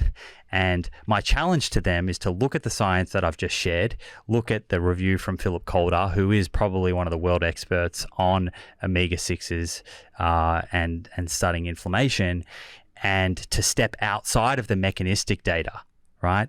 And look at what's happening in humans, and to look at that evidence, and then to decide whether that updates their thinking of this food group, or to provide other evidence that suggests that is incorrect and being misinterpreted. Yeah, I'm excited about with all these different camps that are out there that have their own opinion. I think one thing that's going to come out of this, and we're already starting to see it a little bit, is right now, a lot of the studies, many that are included in your book, and many that other people reference that are out there. Mm-hmm. You can find a study that supports this. And of course, there's a hierarchy that's there that you've talked about. It's generally institutions are the ones that have access to it. The ones that have access to the funding, call them universities, research institutions. Peter T. at one point in time tried to set up NUSI, the Nutritional Science Institute, and trying to, running their own studies. And, he was talking about how it's difficult to get the funding. And yet one trend that I see that's coming up is crowdsourcing funding. Mm-hmm. And yeah. I'm really excited about that. There's a company that I know called Proof Pilot. Some people are working with them. We just started working with them. But I'm very interested because it always feels that every side feels that when there's a counter argument, especially if there's a viewpoint of, let's say, this group comes more from the vegetarian or the vegan lens, this group comes more from like the keto or the saturated fat lens, it always feels that the default is, well, there's not the right study that's out there. And I want to see more people funding studies and getting independent groups to do studies. This is not to discount your earlier point that there is plenty of good data that's out there. But when you as a listener and myself as a listener are hearing some of these conversations and you hear these rebuttals of people coming back and forth, they look at the holes that are there inside of each study. And I'm not giving weight to them. I'm just saying I'm excited about people crowdfunding and agreeing to, hey, we all agree that this would be a good example of helping us to settle, or these multiple studies would help us settle the science a little bit more, where there might be some debates. Yeah, and that's needed, because you made this, can I make one more point that's there that I'd love you to chime in on? Because one of the things that comes up is, you have talked about in your book, is that even when you do see some improvements on a higher fat diet or this, you're always asking compared to what, right? Compared to what? Then the other side of it, I know my business partner, Dr. Mark Hyman, has talked a lot about this, is the healthy user effect, which is, can you explain that to the audience that's listening in? And I know you have some thoughts on it. Yeah. So compared to what, I guess we'll start there. That's really important because you can show a food is healthy or not healthy, but what's really important is what was it compared to? And that is a source of huge confusion You'll see, for example, you might see a headline talking about coconut oil being the new healthiest cooking oil. And they looked at its effect on cholesterol, and they compared it to butter, but it wasn't compared to anything else. So, the kind of interpretation, it becomes misinterpreted because people are just seeing, the conclusion from the abstract and are not aware of the methodology. Now, your question about... and within that, there's also absolute changes, relative changes. Definitely. The relative changes tend to make it on the headlines that are there on both sides of the, the camp of different dietary wars that are there. So I was Healthy saying just user crowdsourcing funding and people agreeing on, hey, this would be a good quality study because it always seems to be that there's some reason why this wasn't, and there's no perfect study, and that's not the goal of science either. It's the ongoing, continuing to look at things that are there. But I'm excited about more crowdfunding of studies that come from... There's an example. Let's come back to healthy user effect because please. you asked me that. But there is an example of crowdfunding. I believe it was crowdfunded that Dave Feldman. I'm not sure if you've come across. No, I'm not familiar work. with him. He's looking at a study of people adopting a ketogenic diet who have significantly high LDL cholesterol, but also have low triglycerides and high HDL. He's come up with a term lean mass hyper responders. And yes. Sorry, I am familiar with his theory is that that these people are different to someone with traditional lipid sort of metabolism dysfunction. Right, because they have a unique phenotype. Yeah, but and so I support his idea to go and do a study, and he's crowdfunded, and I think that's amazing. But what I will say is that just because someone has a theory and is going to run a study, we shouldn't be overlooking what the current consensus position is, because in that instance, it can lead to public health recommendations that could be harmful. So while there's room for more science, the public health recommendations of today need to be from the very best data that we actually have, and going back to that evidence hierarchy. I think that's a really important point to note. And that's essentially what these guideline papers around the world, I mentioned some of them before, whether it's the European Atherosclerosis Society or the American Heart Association or the American Endocrinology Association, they are tasked with exactly that. They have a number of committee members, anywhere from 10 to 20, all individuals who adopt different dietary patterns. So you can remove that personal bias of, they're not all people adopting a paleo diet or all vegetarians. It's a committee, and they are tasked with looking at the totality of the evidence and using the evidence hierarchy to come to recommendations. And really, those recommendations should be where we're all going to for our own recommendations until further research is done and suggests otherwise. I think it's risky to be veering off those paths and going rogue because you have a hypothesis that you believe is correct. Most hypotheses are falsified and proved wrong. So I think that's a really important thing for people to remember. Like the American Heart Association, I would say that, okay, maybe there's a feeling around saturated fats in their recommendation that's there.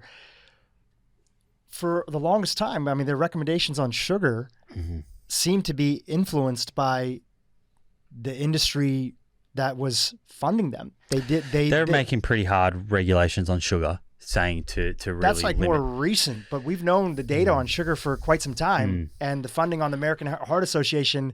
Look at the top funders. It's primarily a good chunk of industry that's there. So is consensus really always the goal? I think there can be big gaps of knowledge that are inside, especially when you have an organization not dialing back on alcohol recommendations or, in the case of sugar, which I think was the most recent example of only maybe recently being dialed back from where the recommendations were. Yeah, I think, all of the organizations have at some point probably been influenced by industry, right? But I do believe they're getting better. Look at Health Canada's guidelines. They actually came out and said, this is the first time we will not be affected by industry. if you look at their 2020 dietary guidelines. And they actually removed dairy as an essential food group as a result. They still say you can consume it, but it's not there as you have to consume dairy every single day. Yeah, that's huge. And even the AHA, the new guidelines, and anyone can look these up, they are now taking a much harder stance on sugar. Absolutely. They are actually mentioning how important the environment is. Now, of course, ethically, if you're promoting dietary guidelines from a human health perspective, you have to acknowledge that human health is very dependent on a healthy planet. So they're including that in. From a protein point of view, their latest guidelines specifically say to choose more plant protein more often. So I think they've done an enormous job with those guidelines. But the other thing that I would add there is that, all of these guidelines around the world are consistent. It's not like they're all disagreeing with each other. They are all very, very consistent, and they go back and speak essentially to that theme that we spoke about before. So, I'd push back a little bit there because I do feel like I see people online who are not necessarily qualified to look at the evidence, suggesting that they know better than the guidelines. And I think that is somewhat problematic, can be problematic. Healthy user effect. You want to go there? Yeah, it's worth touching on. And then I want to talk about what you eat. Yeah. So healthy user effect can be a real problem. Yeah, just describe what it is for everybody who's not familiar. It's mostly a problem in observational research, epidemiology. If you're looking at large populations of people, a type of study design that can be really informative and helpful because it helps fill in a gap where clinical intervention trials can't really help us answer questions from a feasibility point of view. The problem that you can come into in these populations is that, say, for example, you're looking at a large population of people that eat differently. Well, those that are eating more fruits and vegetables are probably drinking less alcohol. They're probably doing more physical activity. They're probably smoking less. So when you go and you look at better relationships, right? Yeah. So when you go and they probably weigh less. When you go and you look at okay, those people compared to those people, what was the differences in terms of cardiovascular disease or type 2 diabetes or Alzheimer's dementia? The question then becomes, well, was it the fruits and veg or was it something else? And so you hear people online talk about healthy user effect. And I think it's important to acknowledge that the researchers doing this type of research, if they're good, they understand the limitations of these studies more than people on the internet. So they are fully aware of the healthy user effect. And they use what's called a multivariate analysis, which essentially, if you properly define your cohort, characterize it. So when you are taking information about what they eat, you're also getting information about alcohol, exercise, and smoking. And you're properly defining that. So it's not just like, do you smoke? Yes or no. Or do you drink alcohol? Yes or no. It's 1 drink a day, 2 drinks a day, 3, 4, 5, 7. Same with smoking. And when you run the multivariate analysis, the whole point of doing that is to reduce the effect of these confounding variables. So let's say, for example, I barely eat fruits and vegetables. And let's say you eat a lot of fruits and vegetables, right? But you also exercise, much more than me. It would be unfair to compare you to me and attribute the benefit to the fruits and vegetables, maybe the exercise, right? So with this multivariate analysis, what they do is they remove the effect of exercise. So they only are looking at, essentially, people that consume a lot of fruits and vegetables with people that consume few, but exercise levels are the same. Smoking levels are the same. Alcohol consumption is the same. And I think that is overlooked. There is this sort of general idea that all observational study is completely affected by healthy user effect. But that multivariate analysis now is just standard protocol. Now, could there be some other type of confounding variable that's not picked up in the study, like relationships or things outside of these very obvious ones? Perhaps, but they're going a long way to kind of reduce the chances of that. Or just even just dietary logs, right? Like not even like, do people tend to underestimate, overestimate when it comes to filling out surveys? And that goes on all sides of the spectrum. And I think that the better that we have tools and technology that can look at isolating certain types of biomarkers, which can be one part of it. It's not to say that you have to write off every observational study. It's just to say that might be some influence that could be there. Like they're not, nothing's perfect. You need to get into the methodology, right? And this is, again, comes back to, understanding how to look at these studies.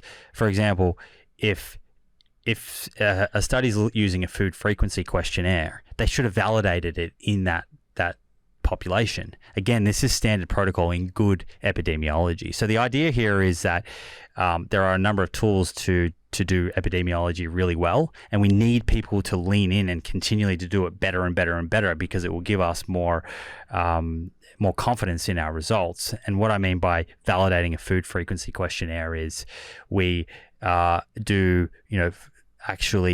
weighed food records in that population over a 3, 5, or 7 day period and match it to the food frequency questionnaire. And we see if there's good high correlation between the survey and the weighed food records. And if there is, then you can determine that food frequency questionnaire is a valid tool to use in that population to give us a very good general idea of how people are eating.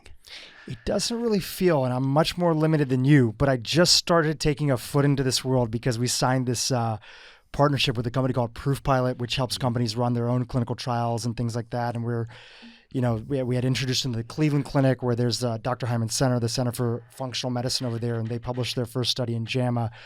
I'm going through these validated questionnaires that are often used in dietary interventions. And again, anybody can do a clinical trial. It doesn't mean that it's even high quality, doesn't mean, anything about it. But looking at some of these validated questionnaires on gut health, we have a study that's coming up on gut health that we're preparing for with this company, Proof Pilot. I'm looking at them, and even though it's a validated, accepted questionnaire in sort of that space on GI health, it's like there's so many interpretations of the way that somebody could answer a particular question set. I think that it just feels like it could be a little bit of confusion that's there. I wonder, and it really goes towards your bigger point that I feel like you're talking about in the book, which is what is the broad spectrum of all these studies saying, and the meta-analysis, as long as you're getting good quality studies in, what is that showcasing? Because you'll always have some studies that are done well, some studies that are not. But if the overall direction is pointing in this place, then it's probably a good thing to pay attention to. Yeah. The point I was making with the food records is that if I was to kind of break this down, the weighed food records is taking a person and how much white meat are they having a day, how much and when you say weighed, just want to make sure I understand. Actually, you're talking weighed about on scales. Yeah. So you get people, a subset of a sample group of people from within that population, and you go through everything they eat. You actually weigh. Is that happening on a regular basis? This happens in any good quality epidemiology, right? Okay. And so you get a small, when that tool's validated. So the tool, for example, may have already been validated in that population and another study uses it as a valid food frequency questionnaire. But at some point, it really has to be validated. And the idea is that you're literally, what this subset, exactly what they're eating because you're able to weigh it, a serve of blueberries, a cup of greens, however many walnuts, etc. And then they're completing their food frequency questionnaire and you can see, does it actually match? And if you end up weighing all the food and you know exactly what they eat, and then their food frequency questionnaire says the exact opposite, you know that you've got a pretty lousy tool. But if it's coming back and it's showing very high correlation, those people are saying quite accurately how much white meat they're eating, and seafood and walnuts and blueberries and dark leafy greens and whatever, then you know, okay, this is a good, robust tool that we can then go. You can't weigh food for 500,000 people or however many are in the total population, but you can use that food frequency questionnaire. I want to pivot because I'm sure that was a little bit inside baseball for some of the audience that's there. Let's talk about you and your diet and just like how you navigate life. I'm sure you get the question all the time. What do you eat? How do you eat? And I'm also curious too about, since you haven't gone on this journey and your dad with his whole experience, what's his life and his diet and his world look like now? Let's start with you and then we'll come back to your dad. Okay, cool. So my diet, I'd say, is it's a whole food plant-based diet, but it's not a quote-unquote perfect diet. I don't really believe that exists. I still, deviate and enjoy some of the more indulgent foods that are out there from time to time. And I would say at a high level, my diet is full of fruits and vegetables, whole grains, legumes, nuts, and seeds. It's not a low-fat diet. I know that there is, certain low-fat plant-based diets that have been sort of promoted in the past. I don't believe there's any evidence to suggest that's better than a diet that is rich in unsaturated fats. And in actual fact, I think adding in lots of unsaturated fats is a good idea for most people than going to a super low-fat diet. So I'm certainly not restricting fats. It's more about the type of fats. And I am fairly active, and so my protein intake, I'd say, is on the higher side compared to someone perhaps who's living a less active lifestyle. So I have a bit more of a bias in my diet away from whole grains, more to the legume category, be it beans or chickpeas or tofu or tempeh, those sorts of foods, which helps me achieve that sort of total protein intake that I'm looking to get to. We can explore that if you want. I'm not sure how much detail you want here, but my meals really vary depending on the day, but I do things like tofu scramble. I do a lot of very big salads, particularly more towards the end of the day. I tend to have my lightest meal is usually my evening kind of dinner meal. Big salads with lots of dark leafy greens, spinach, arugula, lettuce, etc. Like a good mix of different types of dark leafy greens. There will be some nuts and seeds in there. Walnuts are a big go-to for me. They're really rich in ALA, omega-3s. Put some pumpkin seeds in my salads a lot, very rich in iron. I will usually, in this kind of big salad that I'll make, put some type of legume, like chickpeas, for example, and dressing wise, that the salad's going to have olive oil with some mustard, and that's for a few reasons. One, you have the healthy fats in there, but also fat. So it's important to have fat in our meals to absorb a lot of the vitamins, particularly the fat soluble vitamins. So, and also carotenoids like lutein, for example, which is found in abundance in dark leafy greens. So there'll be some olive oil tossed throughout there, probably some tomato, avocado, and that's kind of like one dish. Sometimes I'll put strawberries into that. It might sound a little weird, but I'm a big one on getting sort of at least a couple servings of berries a day. There's some good research on that from Martha Morris's group at Rush University, looking at prevention of dementia. So, I mean, that's a description, I guess, of one meal. but there's smoothies, there's stir fries, there's I will do oatmeal for breakfast here and there. And you eat any animal protein at all? I don't eat any. No animal protein. I haven't had animal protein for 7+ years. And during that time, so I was probably, I weighed 95 kilograms now. And so in pounds, a little over 200.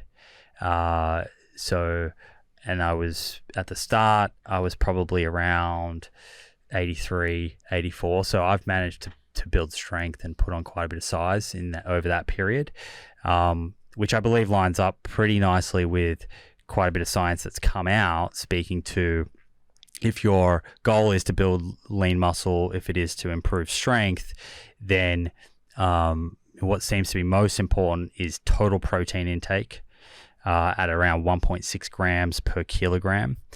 And if you're hitting that mark, the actual source of the protein doesn't seem to make a difference in terms of those actual hard health outcomes, which, I've had a number of those researchers on my show that have conducted those studies. And that has been very surprising for a lot of these protein researchers to learn over the last handful of years, because, the prevailing theory was that animal protein is much better, much more anabolic, much better at building lean muscle and strength.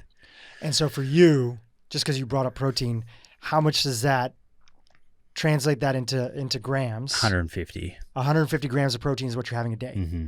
And usually from just having been vegetarian and vegan, looking at 150 grams, again, that's you, you're a bigger guy, you're more active. Again, you have different goals that are there. Some people would say that, to get it from an animal source, that might be more concentrated. Just, again, not talking about animal sources is better or not better. You definitely do have to eat quite a volume of plant food to get to that 150 grams for you. Like in terms of like total amounts. Yeah, I think, let me explain how I get there, I guess. So probably 100, 110 of that would come through whole foods. I'll have a plant-based protein shake, which I think most guys that are working out will have some sort of shake, if it's whey or plant protein, purely because it's a convenient way to get 30, 40 grams in. And any favorite brand, by the way? Any favorite brands that you like? That's hard for me to say. I get sent so much. It's hard for me to choose one brand. Okay, sorry I interrupted you. Please continue. Yeah. I'm not sponsored by a particular brand, so I don't feel obliged to kind of mention one. But if I am choosing a plant protein, usually I look for a blend of at least two different types of plant protein, like a brown rice and a pea protein, for example. But there's protein in all plants, but most of the protein in a plant-based diet is going to come from that legume food group. So that 110 grams is coming through chickpeas and kidney beans and lentils and tofu and tempeh, but also legume pasta. So there's a lot of those chickpea pastas and whatnot now out. I consume seitan. I have no problems with gluten. So that's a very concentrated source of protein. It's not going to be for someone if they're avoiding gluten. And then mycoprotein. I'm not sure if you've heard of that. Like mushroom? Which Myco? I think this is a really fascinating and is one of many solutions that will help feed a growing population the amount of protein that's required in a sustainable manner. If you think about a cow, for example, you feed the cow plant nutrients, plant foods, or it's grazing on grass, and it produces muscle, and you eat that. Similar to that, with fungi, these microbes, you can feed the microbes plant foods, potato or rice or whatever, and it will produce this very, very high fiber, protein rich food. And the texture is much more like meat than, say, tofu. So this is a very emerging food. It's on the market in certain places, the UK. There's some here, but it's very early. But that in particular is super protein dense. So you talked about volume. When you add in some of these foods like the seitan and mycoprotein, for example, you're reducing that total volume of food. It's not as if you have to get to 150 grams of protein from chickpeas alone. What's your thoughts, zooming out a little bit, in terms of, you eat the way you just described, the way you eat, and you had also mentioned, people are always curious, you don't eat any animal protein. What's your thoughts in terms of how human diet evolved? Mm-hmm. And do you think that your ability to not include animal proteins, which do you eat eggs? No. So you don't eat any animal. So you're vegan, right? Would that be safe to say? Yeah, well, I mean, I don't really wear that badge. But I guess my diet would be described as a vegan diet. Right. Your diet would be described as a vegan diet. Do you think that it's a byproduct of our modern day and age that we have the life that we do, and we can make protein powders, and we can make all these different types of things and other components that allows us to be plant-based, and it's a better option for the planet, it's a better option for definitely us? Or do you think that we sort of veered off course and just curious about that? No, I think if you go back to look at Paleolithic era, and I've had Herman Poncer on my show. I'm not sure if you're familiar with him. He wrote a book called Burn. Great book for anyone. He's an evolutionary anthropologist, one of the leading in the world, and has spent time living with the Hadza, and fascinating book. And he goes back and looks at the diets of hunter-gatherers around the world, and different depending on where tribes lived, the makeup of their diet looked different, and also through different seasons. So some tribes had a whole lot of animal calories coming from animal foods and less from plant foods, and then other tribes had a whole lot coming from plant foods and less from animal foods. And also within those tribes through the season, the diets would change quite a bit. He specifically makes a point that Lauren Cordain, who wrote the Paleo Diet, when he sort of formulated that paleo diet and the citations that he's used in his book, it comes from the Murdoch Atlas.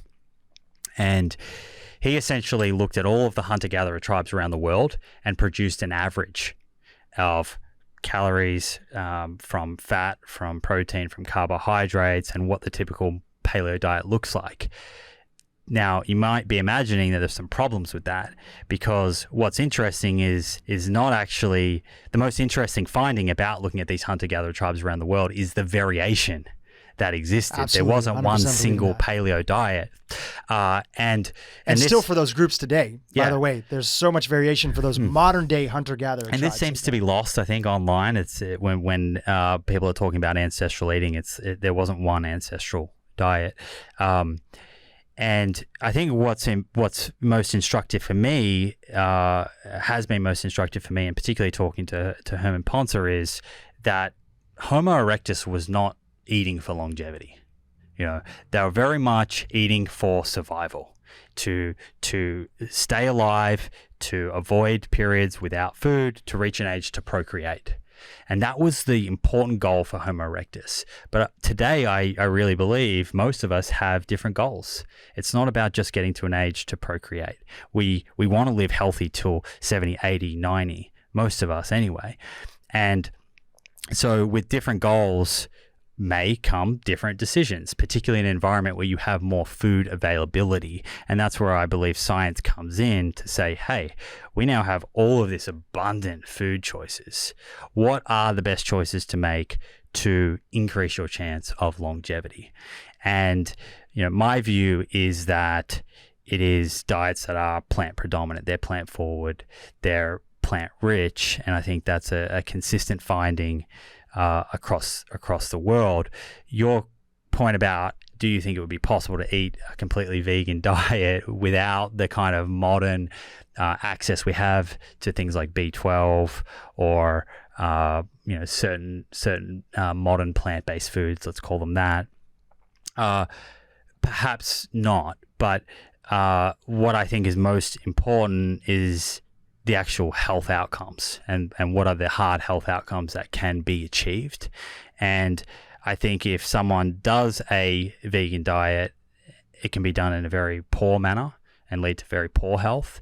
But if they do it in a way where it is appropriately planned, and they take a B12 supplement, for example, they can have very, very good health outcomes. And I don't think that we should discount the diet based on the fact that it's not quote unquote natural, because I think the most important thing is, what does the data say?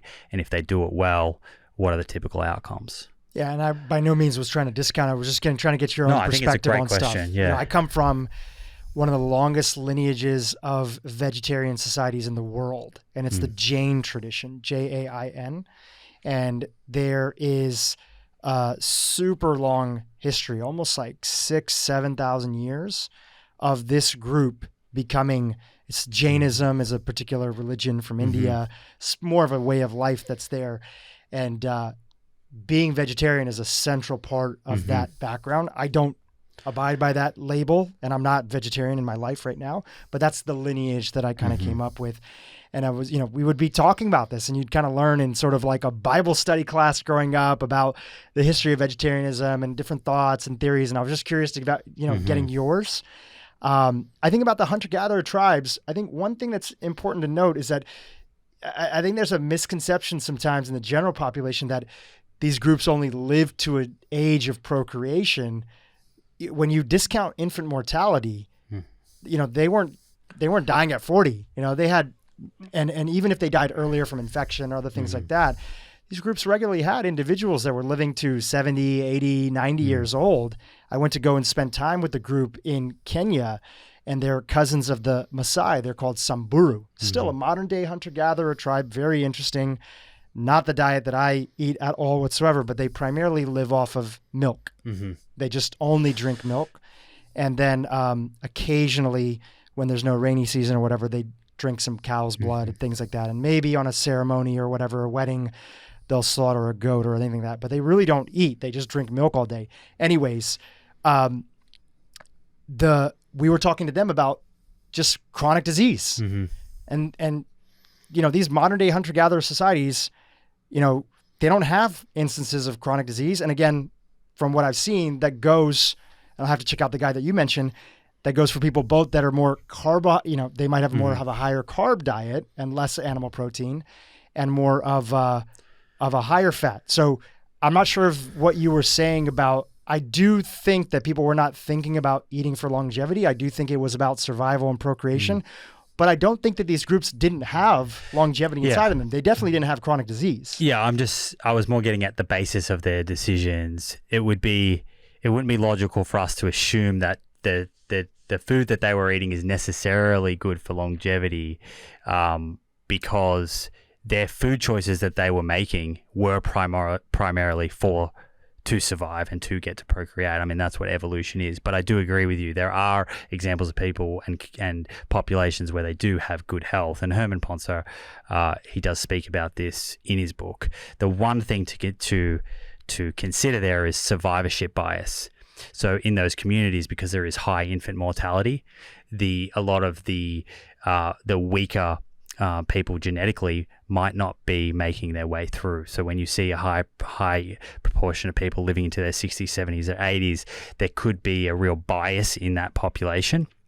So that's something to consider. On top of that, I'm just not sure how validated a lot of those populations are. I know people talk about examples of longevity, but I'm not sure that those cohorts have been as validated as, say, for example, like the Okinawans. And what I mean by that is actually not just conversations, but getting in there, scientists looking at exactly how people are dying, what are the records, because so many of these places have no records.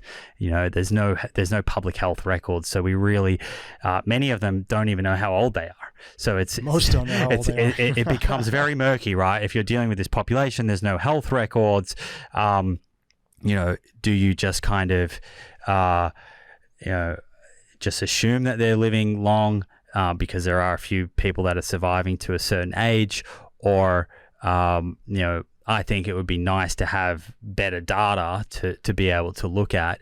But I guess the main thing here is that we would definitely agree on is that the biggest difference between these diets and the diets in Western populations is ultra processed foods. Yeah, for sure. All of those hunter-gatherer tribes, as you mentioned, they're eating whole foods. Some are eating more animal foods and some are eating more plant foods. But the one thing they're not doing is they're not eating ultra-processed foods. 100% agree. And like you said, we were chatting a little bit before the interview started recording. There's so much more that people agree on.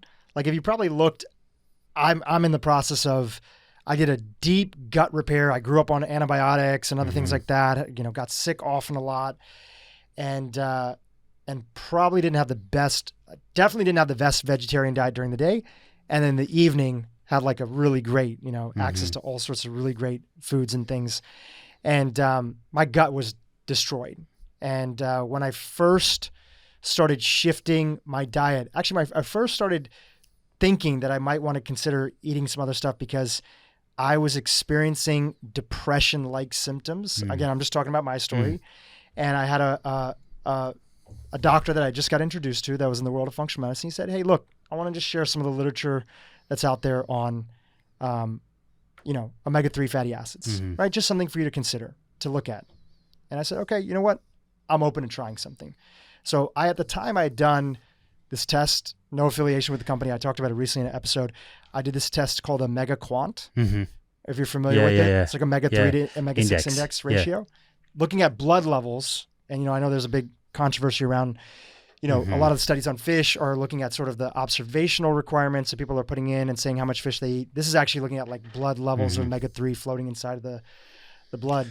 And my ratio was in the what was considered not like the lowest ratio, right? My omega-6 was really high and my omega-3 was really low. So I just did a personal little experiment over a period of time. Again, an N01, not applied to anybody who's listening over here, wasn't a clinical trial, anything that was there, just somebody who's trying to figure things out for himself. And I started eating a little bit of salmon and cod. I would say probably about 2 to 3 servings a week that I'd make myself, and wild caught and everything like that. And there could have been other factors that are going on. Again, this wasn't a trial. This wasn't anything that was there. But over the course of about 60 days, probably about 45 days, 30 to 45 days, I just started to see a difference in my mood. There is clinical data on that. Yeah. There's clinical data on omega-3s helping to reduce symptoms of depression. Yeah. So, I mean, that's consistent with that for sure. Right. And so where I was going with this is that, there's going to be people are, and generally besides that inclusion of like my fish in my diet, I was talking about my gut health as well. Then I went high saturated fat with mostly like coconut oil. Actually, I was cooking only with coconut oil, other things like that. I was still mostly eating fish. And I met a microbiologist named Kiran Krishnan, and he was like, I was telling him how I was having a resurgence of some acne, which I used to have way back in the day before I gave up dairy, right? Dairy was deeply connected to my acne before. And he said, you gotta be careful because it seems to be that coconut oil and just saturated fat in general could induce an endotoxemia by piercing a little bit of that leaky gut situation that people are dealing with. So I did an experiment. I took out all the, coconut oil and saturated fat that I had loaded up on my diet on, and I saw that go away. I felt a little bit better. And I think that a lot of people are doing these, they're just trying to figure out what's right for them. But in general, for most people that are listening to this podcast and probably your podcast, they have a lot more in common that they're eating with the plant foods. And sometimes there are times where I'm like, should I do another episode on nutrition? Because am I just talking to people who are just arguing about whether or not they should include a little bit of saturated fat or not? But generally we agree on everything else. And I would also agree that fish are a healthy food. I think they can feature. Have you chosen not to eat fish primarily from an environmental standpoint? Yeah. So my decision not to eat fish is not really a health decision. There is some observational research that suggests if you swap calories from fish for plant protein, there might be a small benefit, but it's very inconsistent and it's limited. And overall, the evidence on fish suggests it's very health promoting. You get married in the future, you guys decide to have a baby, right? Would it be important for you, or would you recommend to your wife at the time, right, that to include, having looked at some of the data and omega-3s and their association with brain IQ, and most recently the Framingham data that came out of longevity, of potentially adding an extra 5 years, looking at blood levels of omega-3 inside the diet? Or would you say, no, we can handle this through supplementation? Well, that would be a decision for me to make in conjunction with my partner. Of course. I would be coming at it from a completely judgment-free point of view, which is how I always approach this.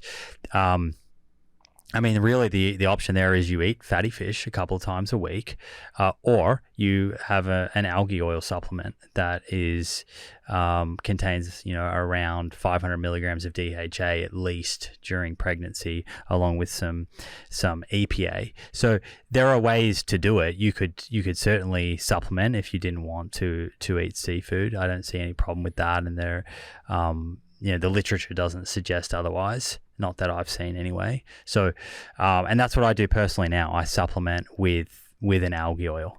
Now, for a sort of non-pregnant adult that's not eating fish, do they have to supplement with an algae oil? That's often a question that I get. This is heavily debated, by the way. So it's another one of these charged topics. My take on the data, and usually when looking at DHA and EPA, it's pertaining to cardiovascular disease and to cognition, to brain health. They're usually the kind of outcomes of interest. And overall, the omega-3 supplementation trials looking at cardiovascular disease probably in the media have been reported as quite disappointing. But there are some nuances, and I explore them in the book. When you sort of break through the abstract and the primary outcome being like a composite of cardiovascular disease outcomes, so stroke and heart attacks and death from strokes and heart attacks all lumped together, when you look at those more broken down, there does seem to be a benefit in terms of myocardial infarction for omega-3 supplementation, particularly in people who are consuming low or no amounts of fish. So there is some data there that, and people will point to that and pick a few holes in it and say it's not perfect data, and it's not. But it is there. There's a signal that people who have low baseline fish intake seem to derive benefit from the omega-3 supplementation from a cardiovascular point of view. And then when you look at the cognitive studies, the cognition studies for healthy adults have been a little disappointing. There's some on mild cognitive impairment that has shown a little bit of a signal with benefit for supplementing omega-3. However, that's heavily debated, and people will talk to the methodology and talk about how those studies aren't perfect as well. So going back to what I was talking about earlier, more studies needed. And then by the time someone has Alzheimer's, dementia, it seems to be too late just to take an omega-3 supplement and expect to sort of reverse the condition. Overall, my position is that the data is not perfect, but I think if you're not consuming fish, then supplementing with an algae oil, if you can justify the cost, is a good insurance policy. And if you're taking around 800 milligrams to a gram a day, at least around that mark, every day, that is equivalent to sort of 2 to 3 pieces of fatty fish a week, 2 to 3 pieces of salmon, for example. I've noticed something really interesting is that regardless of people's dietary viewpoint, when women get pregnant, I've seen like there's this deep intuition of kind of reaching for certain foods that maybe they didn't used to reach for. So personally, again, I was very involved in the plant-based community. I used to have like a deep website on that, and still I eat so much of my diet is based around those core components that are there. So this is not at all that I'm on the other end of the spectrum and I'm a carnivore or, keto junkie or anything like that.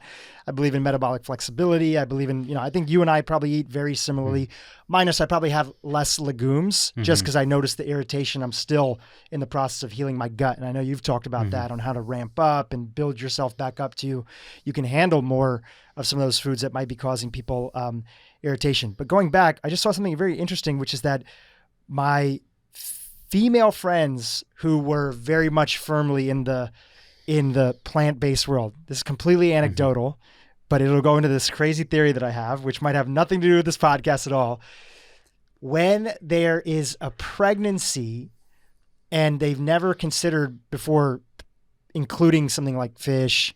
I even had Ocean Robbins. Do you know Ocean Robbins? I've had him on my show. Yeah. I don't know if we've talked about this at all, but he told me a story about his dad, John Robbins, for those that are not familiar, Baskin-Robbins family, and then left that whole empire because he didn't believe in dairy and everything that it was contributing to the environment, and it's not healthy for people.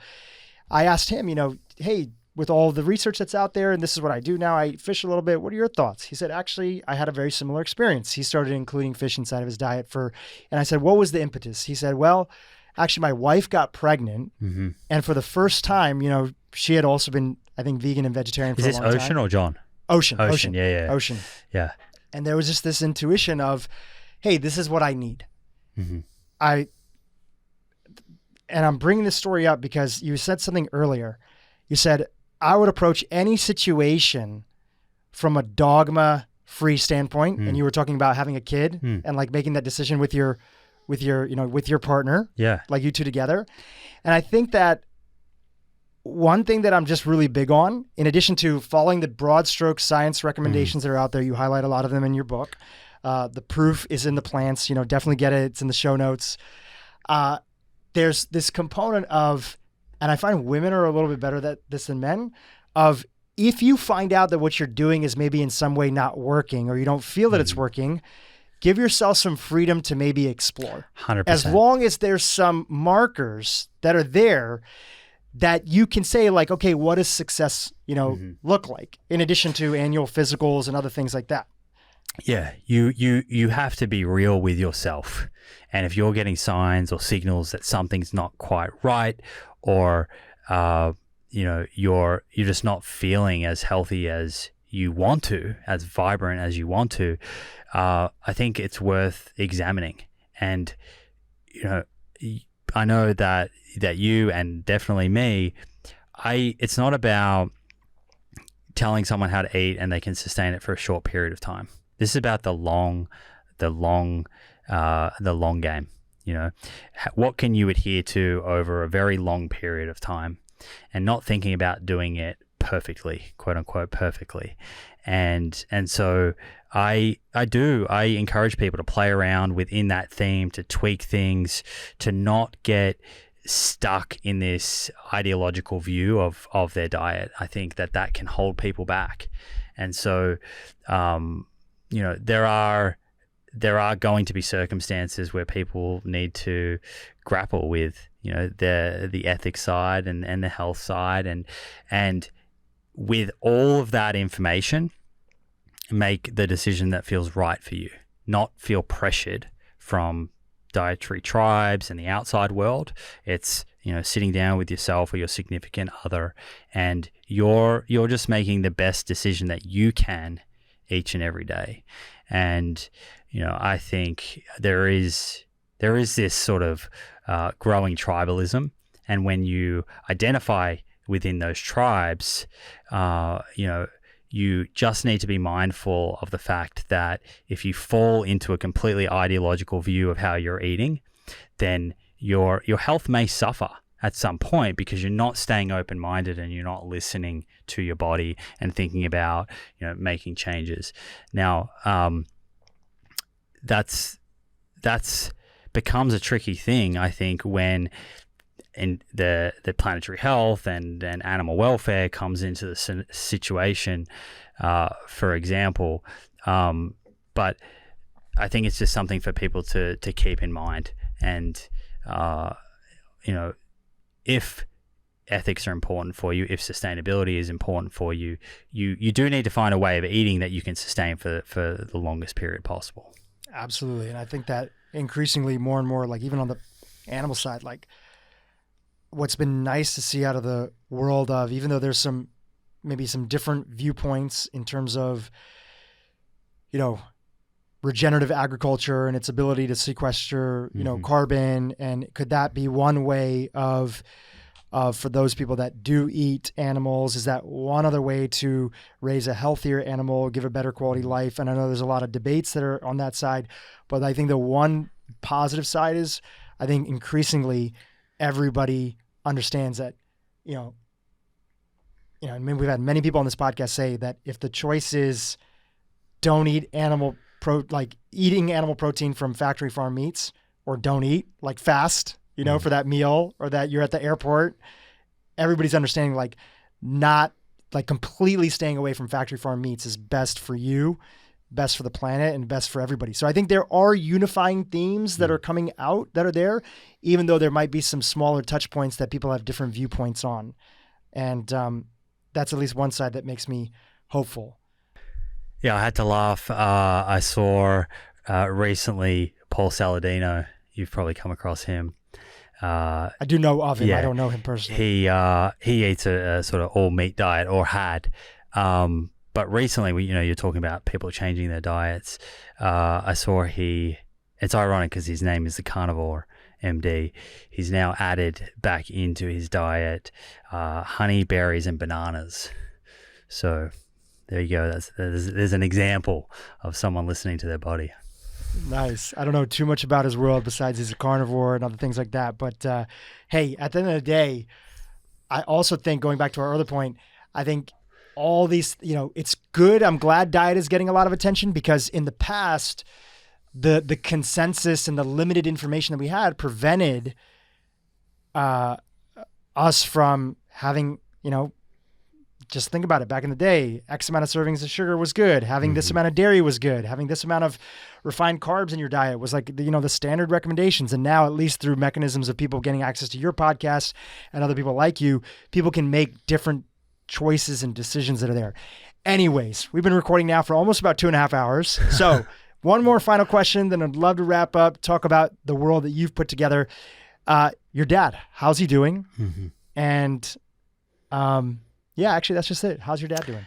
He's doing great. He's gone on to have a very successful career. He's published hundreds and hundreds of papers in leading journals like Metabolism and Cell and Physiology, and his health is great. His diet is a very plant-forward Mediterranean diet, is how I would describe it. So there's still some animal products in there, but that is the dietary pattern that he can sustain, and that has resulted in incredible improvements in his health. And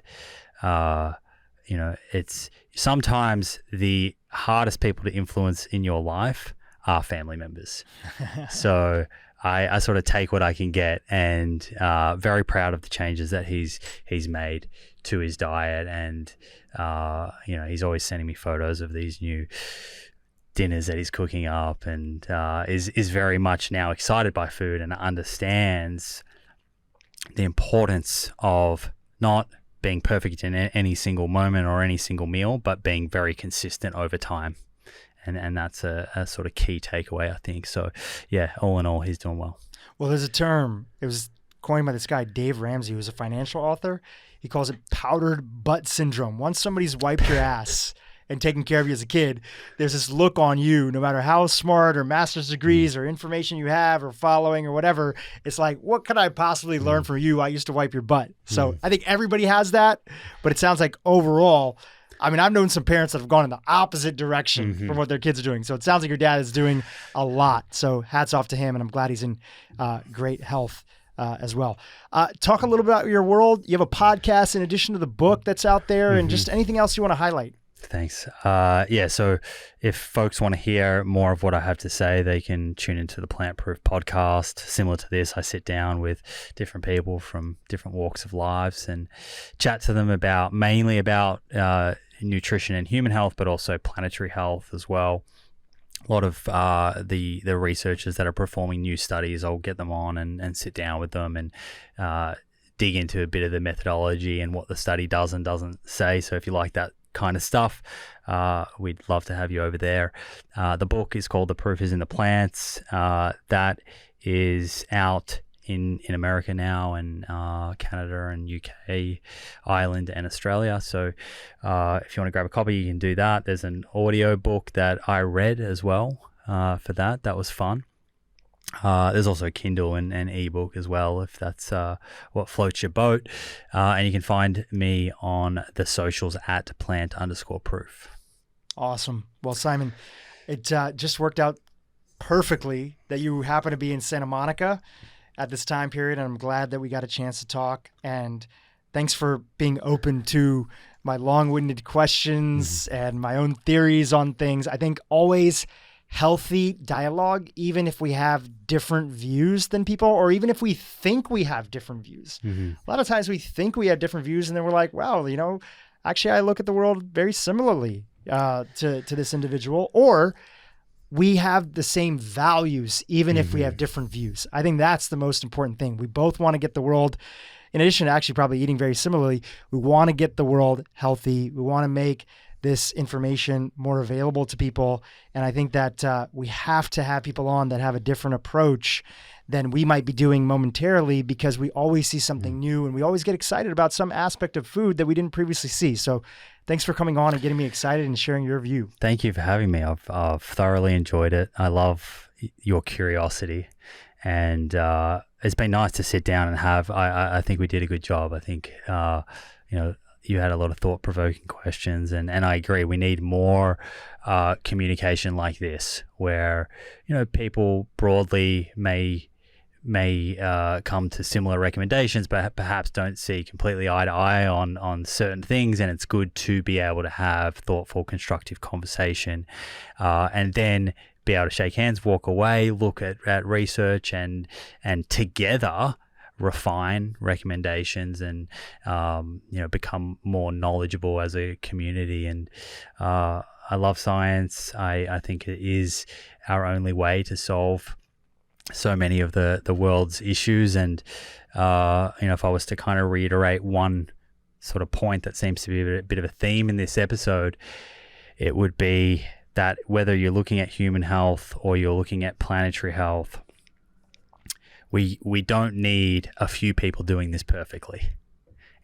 We need billions and billions of people doing it imperfectly. So take a bit of pressure off, find that way of eating that works for you, adapt to that theme that I spoke about. I wish you all the best of luck, and hopefully we can connect in the future. Thank you, brother. Appreciate you. Hey, YouTube, if you enjoyed this interview with Simon, check out this interview with my dear friend, Dr. Terry Walls, on how to reverse your autoimmune condition. And so I was very careful that I wanted to have science behind my interventions, a mechanism that made sense to me, that was at least plausible. Then I'd have to look at